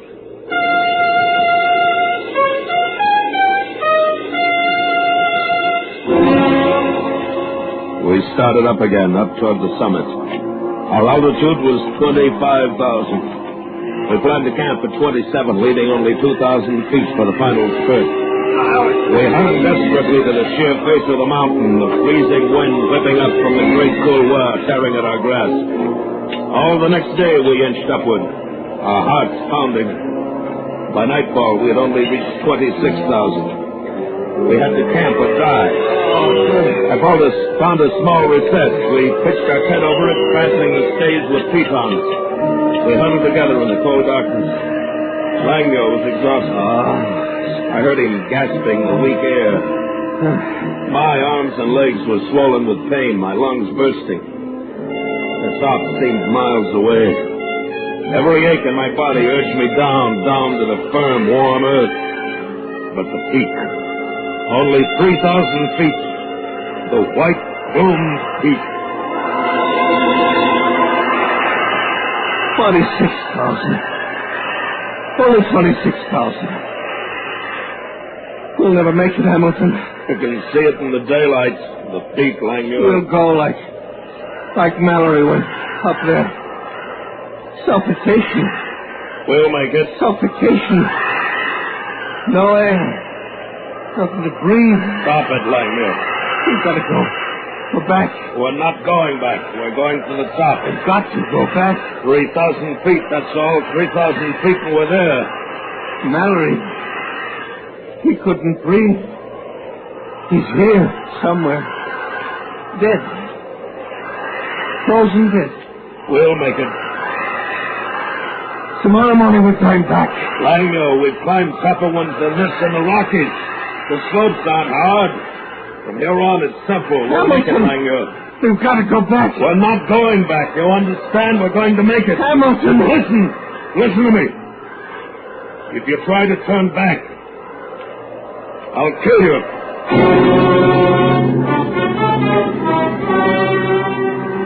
The mountain wasn't ice and rock to us anymore. It was a human force, an arrogant, wild challenge. Defiant, fighting conquest with choking cold and the constant earth pull downward. Death didn't matter. My life a Langmuir. That was the top, and we were going to reach it. In the morning, we started up again. We moved like automatons, not daring to think or feel. Moved up by instinct. And then it happened. Langmuir slipped again, and I plunged my pickaxe into a crack and waited for a sharp tug on the waist rope. It came. I pressed myself against the rock, waiting for the slack that told me that he'd regained his foothold. And suddenly, above the high wind, I heard a massive rumble. I felt the earth shaking itself to pieces. Avalanche!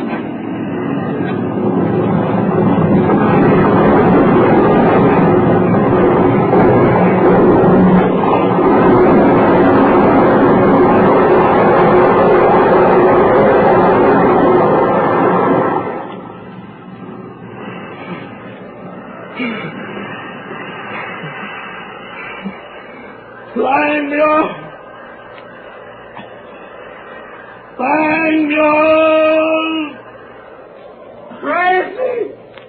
It's crazy! We'll be killed! Are you all right? I'm going back! No, wait! Stay where you are, Hamilton! Listen to me! I cut the rope! I'm going back! I'm coming down to you! Hamilton! I've got a knife! Hamilton!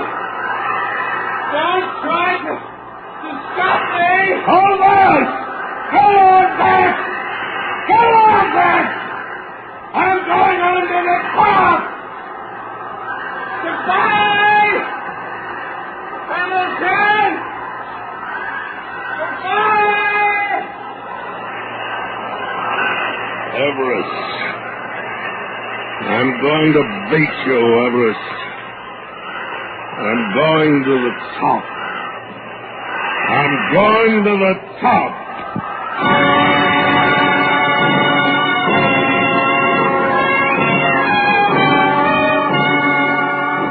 There was no time. There was no space. There was only the mountain and me. I climbed. I kept climbing. The sky darkened. The wind rose. The air was like a blade in my throat, but I kept going. And when it was too dark to climb, I dug myself into a hollow place. And I lay there, thinking of home, of the sanity of the open fire, the comfort I'd left behind. Night on Everest. Night on Everest and the terrible wind.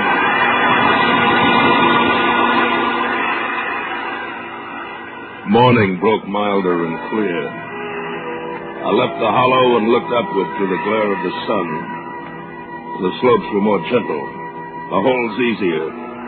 It was as if Everest had suddenly relaxed its guard, for there, just above me, lay the few yards of level terrain which formed my goal. I started again, moving upwards, senseless to pain. Hours later, the ground leveled and I stopped crawling. I lifted my head, and around me in every direction, clouds and peaks. Below me, the black outline of the earth. I'd made it.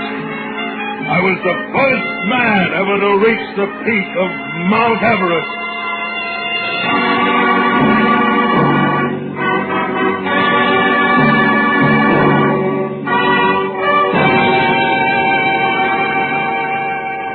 I forced myself to my feet, weaving dizzily. All the pain, all the intense agony of the altitude and the climb was forgotten now. I looked down at the magnificent peaks of the surrounding Himalayas. I couldn't believe that I'd done the impossible.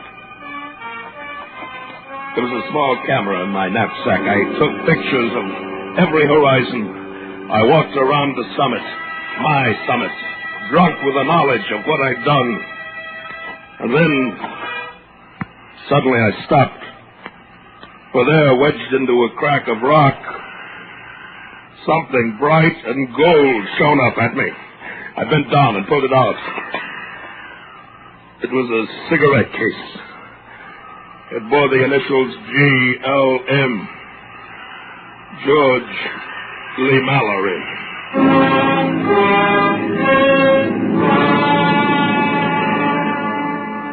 I stood there trembling, the cigarette case in my hand. An instant before, I'd experienced the elation of the greatest possible triumph. And now there was only defeat. Defeat and the indescribable hate for a dead man. Oh, how he must have smiled as he went to his death, knowing that the second man to reach the top would find his proof. The second man to reach the top. I was only the second man. And then it came to me. Why must anyone know? Why must I tell the world what I'd found? Mallory was gone. He wouldn't hear the applause. It would be me, Chase Hamilton, the man who had conquered Everest. I took a small plate of metal from my wallet and wedged it into the rock. It read, Hamilton Everest Expedition, 1925. Then I strapped on my sack. I looked below me. It would be a difficult descent. But there was only one direction to go now. Down.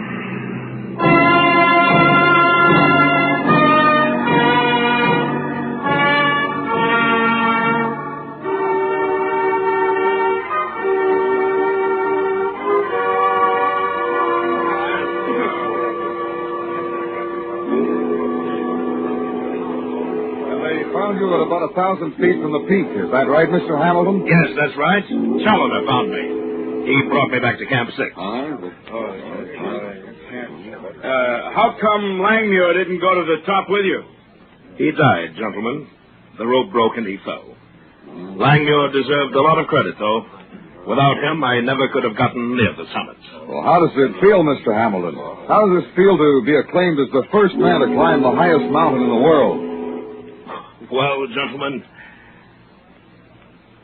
I feel as if you could just give our papers a statement of some kind. How does it feel to be the very first? Yes, that's what we want to hear, sir. You don't climb a mountain just for fame and glory, gentlemen. You climb it for something more personal than that. And you can't lie to yourself. I'm afraid I don't understand. You were the first. No, gentlemen. Not quite the first. George Lee Mallory reached the top last year. I found his cigarette case wedged in a rock on the summit. This cigarette case. Smoke, gentlemen.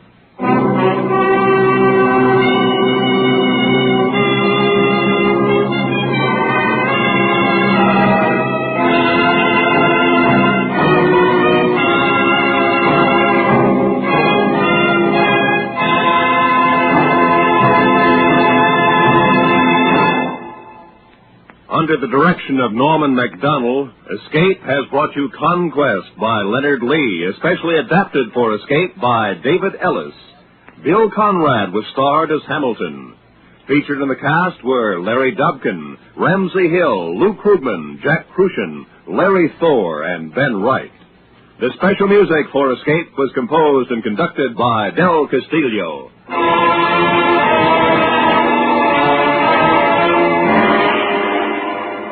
Next week, escape with us to Western Europe and the story of a futile attempt to save a beautiful girl from the clutches of the most cold-blooded political organization on earth, as Anthony Ellis tells it in his exciting story, A Bullet for Mr. Smith.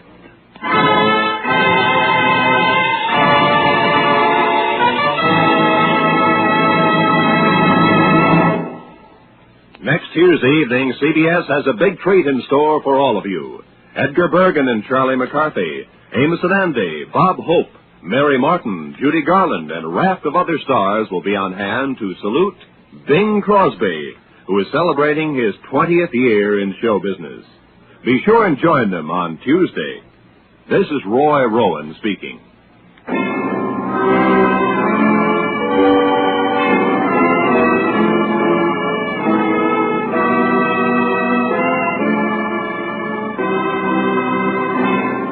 This is CBS, the Columbia Broadcasting System.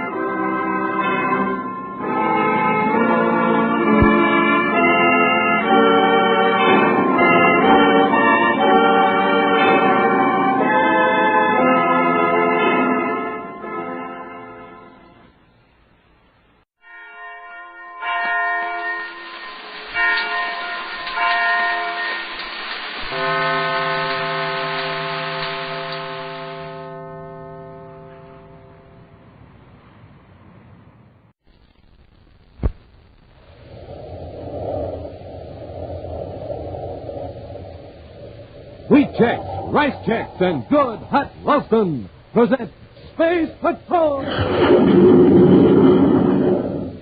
High adventure in the wild, vast reaches of space. Missions of daring in the name of interplanetary justice. Travel into the future with Buzz Corey, Commander-in-Chief of the Space Patrol! In today's transcribed Space Patrol adventure, Buzz and Happy are trying to make their way through a strange valley filled with weird, poisonous plants. Suddenly, Happy trips and falls. Commander, something's got my foot. It's the vines. They're drawing tight like rope. They're winding around me, too. I can't get them untangled. Maybe we can cut them loose. Yeah. It's grabbed my arm. I can't move. And the leaves. The leaves have got suckers on them. Hap, we've got to get loose. These vines are man-eaters. We'll return in just a moment with today's exciting Space Patrol adventure, The Valley of Dread.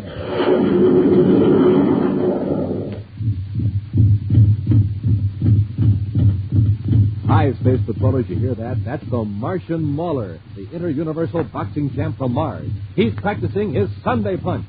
Superpower? Man, he's got it.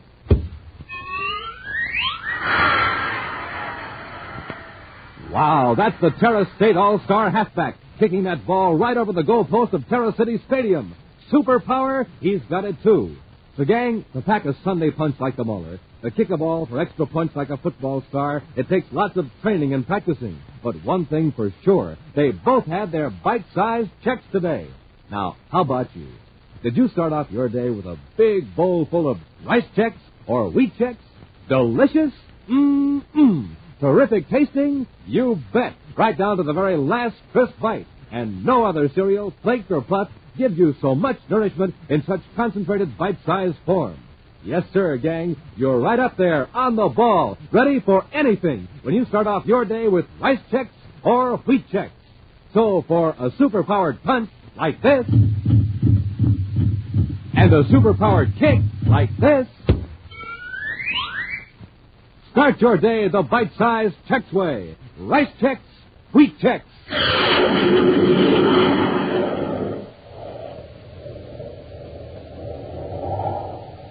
And now, today's Space Patrol adventure, The Valley of Dread. Far out, beyond the orbit of Pluto, a giant Space Patrol construction ship hovers in space. Scores of engineers and skilled workmen in spacesuits swarm over a nearby object that appears to be a meteor. As they work with grim haste, a Space Patrol officer inside the construction ship tensely watches a bank of viewscope screens focused in the direction of Planet X, remote planetary stronghold of the ruthless Prince Baccarati. At this moment, Commander Corey and Cadet Happy are aboard the Terra 5, rushing toward the construction ship. I want to avoid any space-phone contact between us and the construction ship in case Baccarati's monitoring our frequencies. So let's go over each step of our procedure so there won't be any slip-ups. Yes, sir. First, we approach the construction ship on the starboard side, and that's where the dummy meteor is. Right. At 3, Tomo light flashes from the construction ship. We leave the Terra 5 in our spacesuit, jetpack to the meteor, and board it. Exactly 15 minutes later, we kick on the rockets in the dummy meteor and head for Planet X. Check. Now look at this chart of Planet X. Yes, sir. Here's our ultimate objective, this warning tower. And here, 200 miles to the south, is where we land. Too bad we can't plunk the meteor down closer to the tower. And there's a good reason for that. To get these aerial maps of the region around the tower, we had to send several fake meteors into that region. Baccarati might wonder why meteors had a preference for that particular section of the planet. Yeah, but none of our meteors landed, sir. They were automatically blown up after they transmitted the viewscope pictures back to the construction ship. Well, that's right, Hap. But remember this. That tower is going to relay our meteor image to Baccarati's castle on the other side of the planet. Now, what's Baccarati going to think if a meteor suddenly checks its speed and makes a gentle landing? Oh, I see. Yeah, he'll know there's a spaceship inside the meteor shell. Exactly. But by landing far away from the tower, we'll be below the horizon, and we can cut on our landing rockets in time to avoid a crash. But that small amphib tank we'll be carrying in the fake meteor won't take us long to reach the tower and put it out of commission. When we space on our ship, they zoom in and rescue those 130 men from Baccarati's work camp east of the tower. It's our job to put that tower out of business. Otherwise, the rescue ships will be wiped out before they get near Planet X. All right, Happy. Get our spacesuits out of the locker, and we'll be alongside the construction ship in 3 minutes.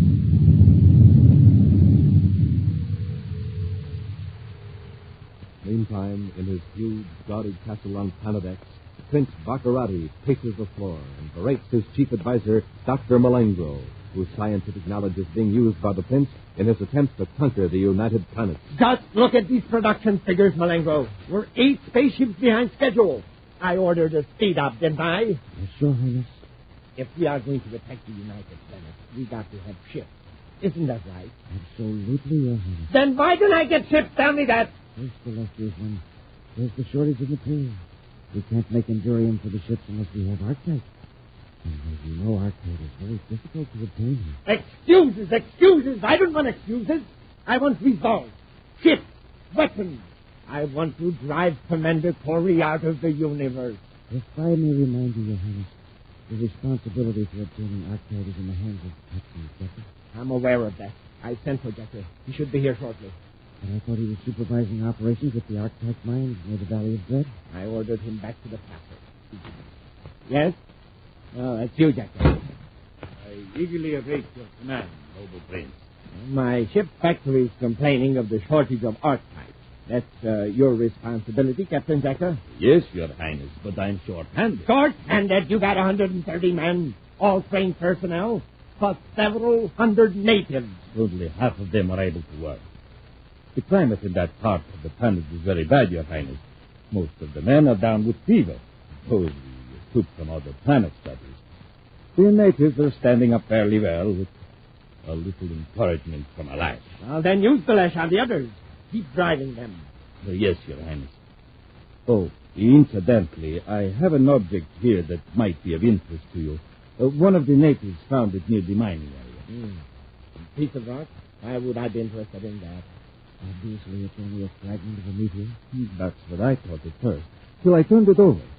You'll notice that the opposite side is smooth and slightly curved. It looks like metal. Processed metal. Exactly.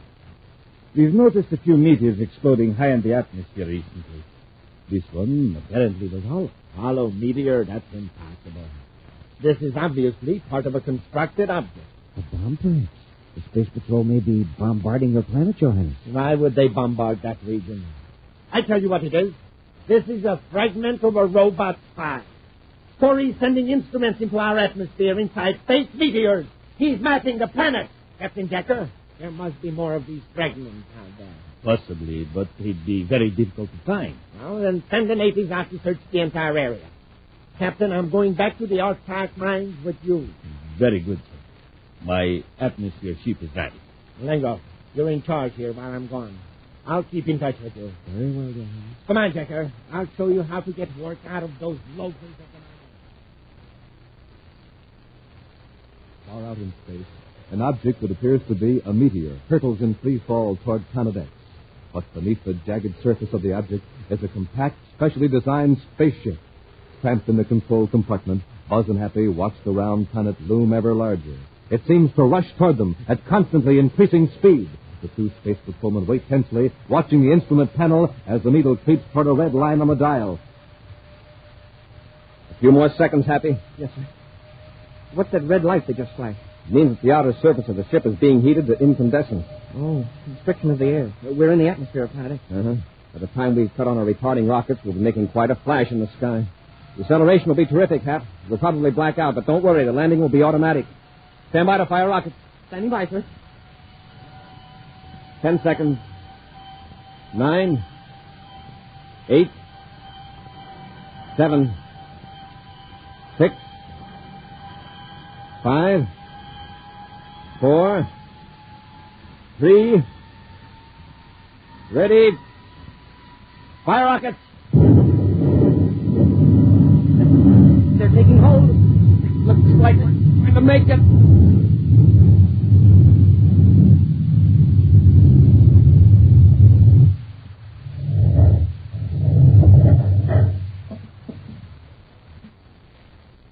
You okay, Happy? Or I will be when my stomach settles back down where it belongs. Rough. Well, like I say, it was a gentle landing for a meteor, but a rugged one for a spaceship. I'll release the aft hatch so we can get the amphib tank in.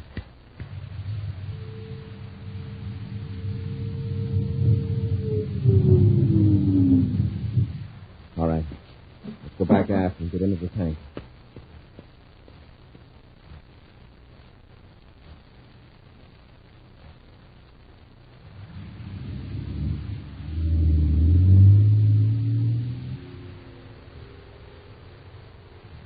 On through the dark night of Planet X, Commander Corey and Cadet Happy take turns at the controls of the amphib tank, crossing the treacherous terrain of the unknown planet. The aerial maps, pieced together from viewscope pictures flashed by the pseudo-meteor robot spies, are of little help to the ground-crawling tank. Still, mile by mile, Buzz and Happy approach their objective, the tall warning tower that automatically relays viewscope images of trespassers in the sky over this part of Planet X. As the gray dawn grows over the Valley of Dread, an atmosphere ship flies low in ever-widening circles around the Arctrax mines, where men abducted from the United Planets are forced to toil. In the ship are Prince Baccarati and his prison camp commandant, Captain Jecker. That confounded mist. I can't see a thing down there. I'll put on the infrared scanner, Your Highness. Is that better? Yes, but I still can see through that vegetation. Can't you fly lower? Scan more territory from this height. But actually, I doubt that you can see those men who escaped. I want them found and brought back. There were only 3 of them, Your Highness. They can't survive long in the Valley of Dread. That's exactly why I want them found. We need every able-bodied man we can find. And if they are clever and strong enough to escape, they're strong enough to work in the mine. Yes, Your Highness. I'm holding you personally responsible for their escape. If another such incident occurs... Excuse me, sir. But I saw something move over there on the ridge. On the ridge? Why, that's miles from the camp. They can get that far in a single night. Your Highness. A large animal looking. No, it's a vehicle, a tank. You're right. Someone has landed on the planet. I don't see how that's possible. The warning system would have detected any spaceship. You believe your own eyes, don't you? There is a tank down there, isn't there? Yes, Your Honor.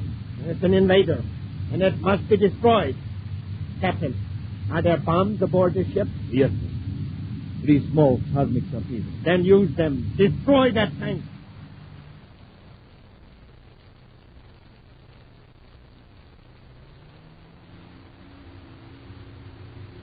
It isn't much farther, Commander. I can see the warning tower from here. The first chance we get, work down into the valley. One of the low probe beams from that tower might pick up a moving object as large as this tank. Yep. We'll have to keep on the ridge for another quarter of a mile, Commander. We'll drop. Keep along here for safety. That's right, Hap. Hey, the ridge blew up right in front of us. Keep going, but dodge that crater. Yes, sir. There's an atmosphere ship right over us. One of Baccarati. Of all the rock will up. Wow. That was close. Hold it, Hap. Hold it on the ridge. You're slipping over the edge. The dirt's giving way under us, Commander. I can't control it. We're going over.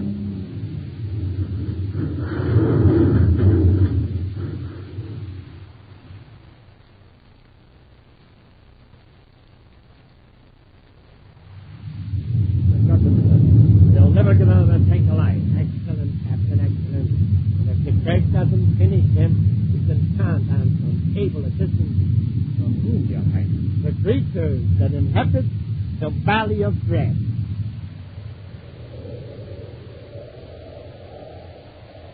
We'll return to Space Patrol in just a moment. Gang, here's a report on America's ready-for-anything jet plane, the most heavily armed fighter interceptor in the U.S., the Air Force Scorpion F-89D, produced by Northrop Aircraft, Hawthorne, California. And in just one moment, you'll hear from Bob Love, test pilot on the Scorpion. Hear that? That's music to Bob Love. It's the roar of the Scorpion as he prepares to take it up. He snaps a salute from the cockpit. And now Bob is set once again to face the hazards of his tough and exacting job in the sky. The Scorpion takes to the air like magic.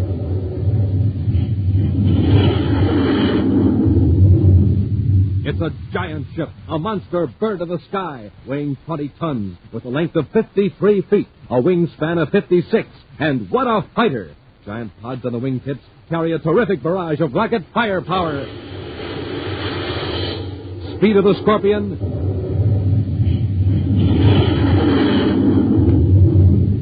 over 600 miles per hour. Gang, I wish you were here to see how Bob Love strides across the airfield after a grueling test flight. And just a short rest in the ready room, and he's all set to go up again. Now, for someone who depends on so much energy, it's no surprise to find that Bob Love is a rice checks and wheat checks man. Here's what he has to say about it. You know, a fella has to be in top condition to test fly a fast aircraft such as the Scorpion. And that's why I always make it a rule sleep well, and eat well. So, for breakfast, I pick a cereal like Rice Chex or Wheat Chex. They're chock full of energy and really taste good. You'll like them. Gang, pick your cereals the way Bob Love and countless other rugged test pilots do. Pick a cereal loaded with energy, loaded with flavor. Rice Chex, Wheat Chex. No other cereal, puffed or flaked, contains so much nourishment in such concentrated bite-sized form.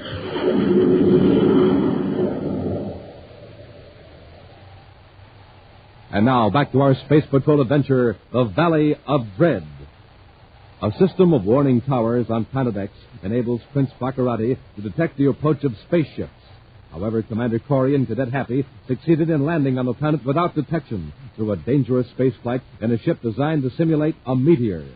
Boarding an amphib tank carried in the ship, they headed for the warning tower to destroy it. Baccarati, in an atmosphere ship searching for escaped prisoners, saw the tank and ordered his assistant, Captain Jecker, to bomb it. A blast toppled the tank off a ridge and down a steep mountain into the Valley of Dread. Now, bruised and battered, Buzz and Happy are forcing their way out of the wrecked tank. Any bones broken, Hap? No, sir. How about you? I'm unable to move around. It was more than I can say for our tank. I guess to set our schedule back several hours, Hap. It's going to take us quite a while to reach that warning tower on foot. Well, what's the shortest way? I'm sort of turned around after that spill down the mountain. Across the valley. By the looks of it, it's going to be rough going. Yeah. Bring your Tomo light and a miniature spacerphone. Yeah, I've got them in my belt, sir. Here's your ray gun, Commander. Yeah.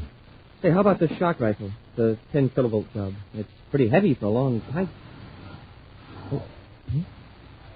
What were you saying, Hap? I guess the shock rifle isn't so heavy after all. Bring it. Let's get through this valley while it's still daylight, if we can.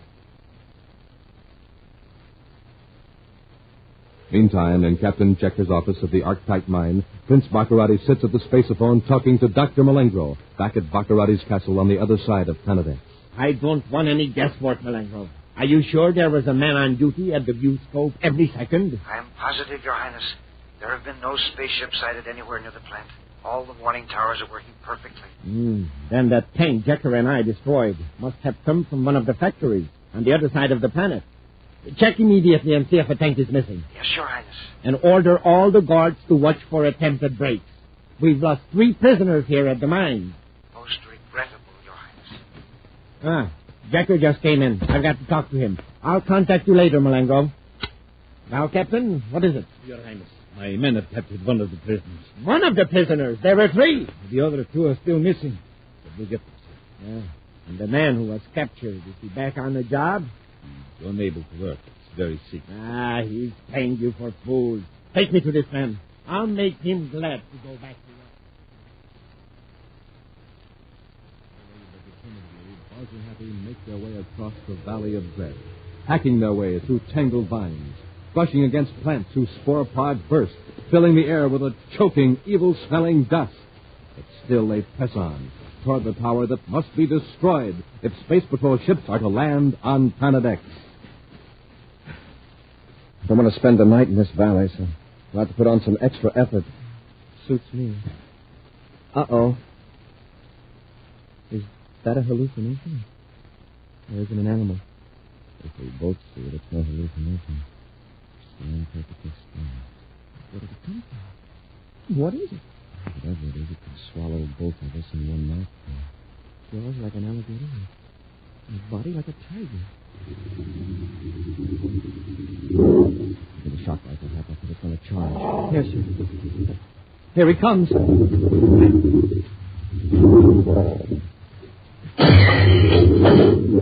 hit him, sir. Keep out of his way. I'll give another blast.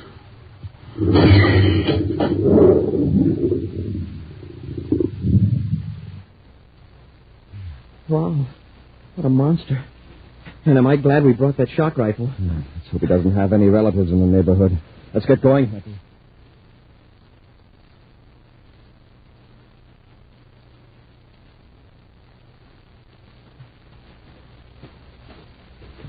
Commander. Yes, Hap.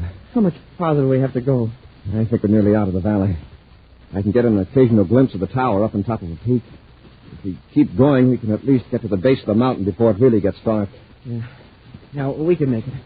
Oh, Hap, what's the matter? Tripped over a vine. Here, let me help you out. If I could just rest for a minute, sir. I know how you feel, Hap, but if we stop now, neither of us will have the energy to get going again. Yes, sir. Hey, something's got my foot, sir. The vines. Hey, Commander, they're drawing tight, like ropes. They're winding around me, too. I can't get them untangled. Maybe we can cut them loose. Yeah. Commander, grab my arm. The vine is winding around my arm. Hap, these vines are man-eaters. So the harder I pull, the tighter they get. You come through vines like this all afternoon. They've never grabbed us. It's so dark now, I can't see to get you loose. Wait till I get my atomo light. Commander, they're winding around you, too. Watch out for those leaves. They've got suckers on them. We've got to work fast. Now, let's see how that vine has got you trapped. It's relaxing now, too. It's loosening its hold. I can see now. The leaves are shriveling up in the light. The light. That's what's doing it. Hey, my legs are free. These plants are active at night. The light makes them dormant. See, they're letting go of me now when I turn the light on. Smoking rockets, that's right. Use your atomo light, too, Hap. The beams will clear a path for us. Hey, it works, sir. They're drawing back and going limp. If you keep up this pace, we'll be out of the valley in an hour. Hours later, at the Archetype Mine headquarters, Prince Baccarati is aroused from sleep by the persistent warning signal from the spaceophone receiver. Stumbling to the transmitter, he irritably turns it on, scowling at the still sleeping Captain Jecker. This is Dr. Malenko. Yes, Malenko, I know. What is it? The warning tower near the mine, it's dead. Dead? What do you mean, dead? Something must have gone wrong. It's not sending out any signals. No, all clear, nothing. What? How about the other tower? Everything's all right with the towers on this side of the planet? All right, Malenko. I'll send a crew over to check the trouble.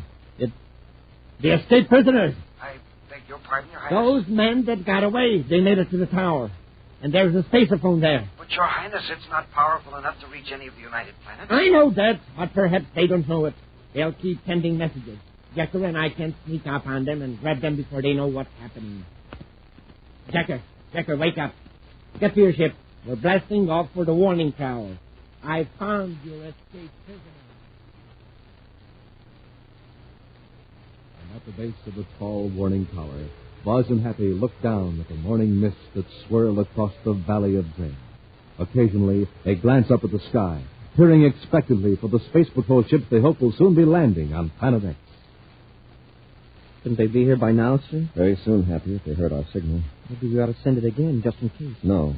By now, Baccarati must know that the tower's out of commission. He probably figures it's a mechanical failure. If he hears any strange signal, he'll know he can expect an attack. Yeah, that's right. And our code signal was so brief that Prince's men couldn't have heard it unless they were waiting for it. Yes, remember, our men were waiting for it. Weak as it was strong enough to reach the construction ship and the patrol squadron. Yeah. Commander, I hear a spaceship. They're coming. It's not a spaceship, Happy. It's an atmosphere ship. It's coming toward the tower, not the mining camp. Hey, that's right. Probably a repair crew sent by Baccarati. Keep back out of sight.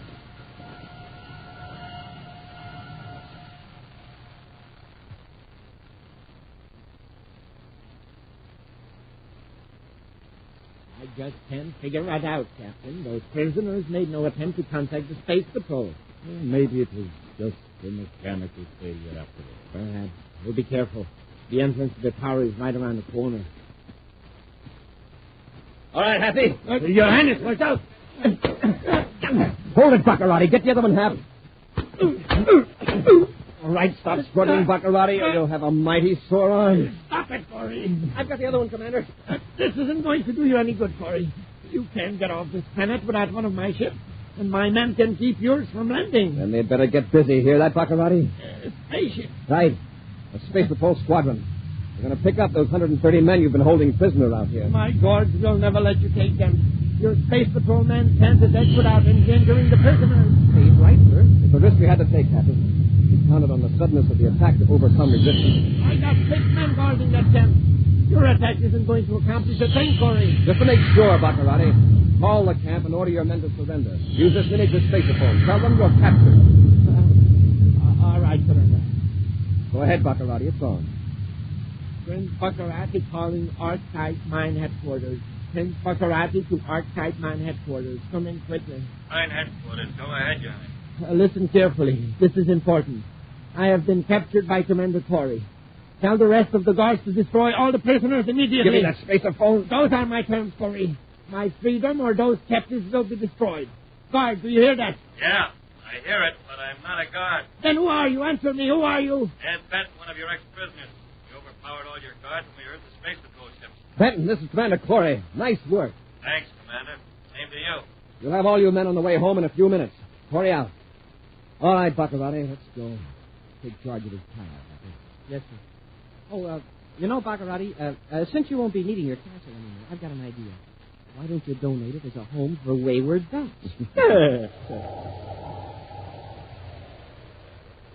A preview of next week's exciting Space Patrol adventure in just a moment. Say, Space Patrollers, listen to what happened the day Jimmy Brown skipped his power breakfast. Right away, things started looking mighty black. Everything in the universe went wrong. At school, at home, at play. And because Jimmy was so gloomy, Jimmy's dog felt gloomy, too. Yes, but listen now to what happened when Jimmy started his day with a big, bite-sized Chex breakfast. A bowl full of rice Chex. And to make up for the other day, a bowl of wheat Chex, too. Right away, things started looking bright. Yes, sir, Jimmy had a swell day at home, at school, at play. And listen to Jimmy's dog. He's no gloom dog now. So, you see, Space Patrollers, the way you start off in the morning can set the pace for the rest of your day. That's why it's so important to get a good power breakfast. That means a bowl full of those checkerboard super cereals, rice Chex, or wheat Chex. Delicious? You bet. Crisp down to the very last bite. And no other cereal, flaked or puffed, gives you so much nourishment in such concentrated bite-sized form. So, tomorrow and every morning, start off chock full of energy and ready for anything. Power up with the Space Patrol cereals, rice Chex, or wheat Chex.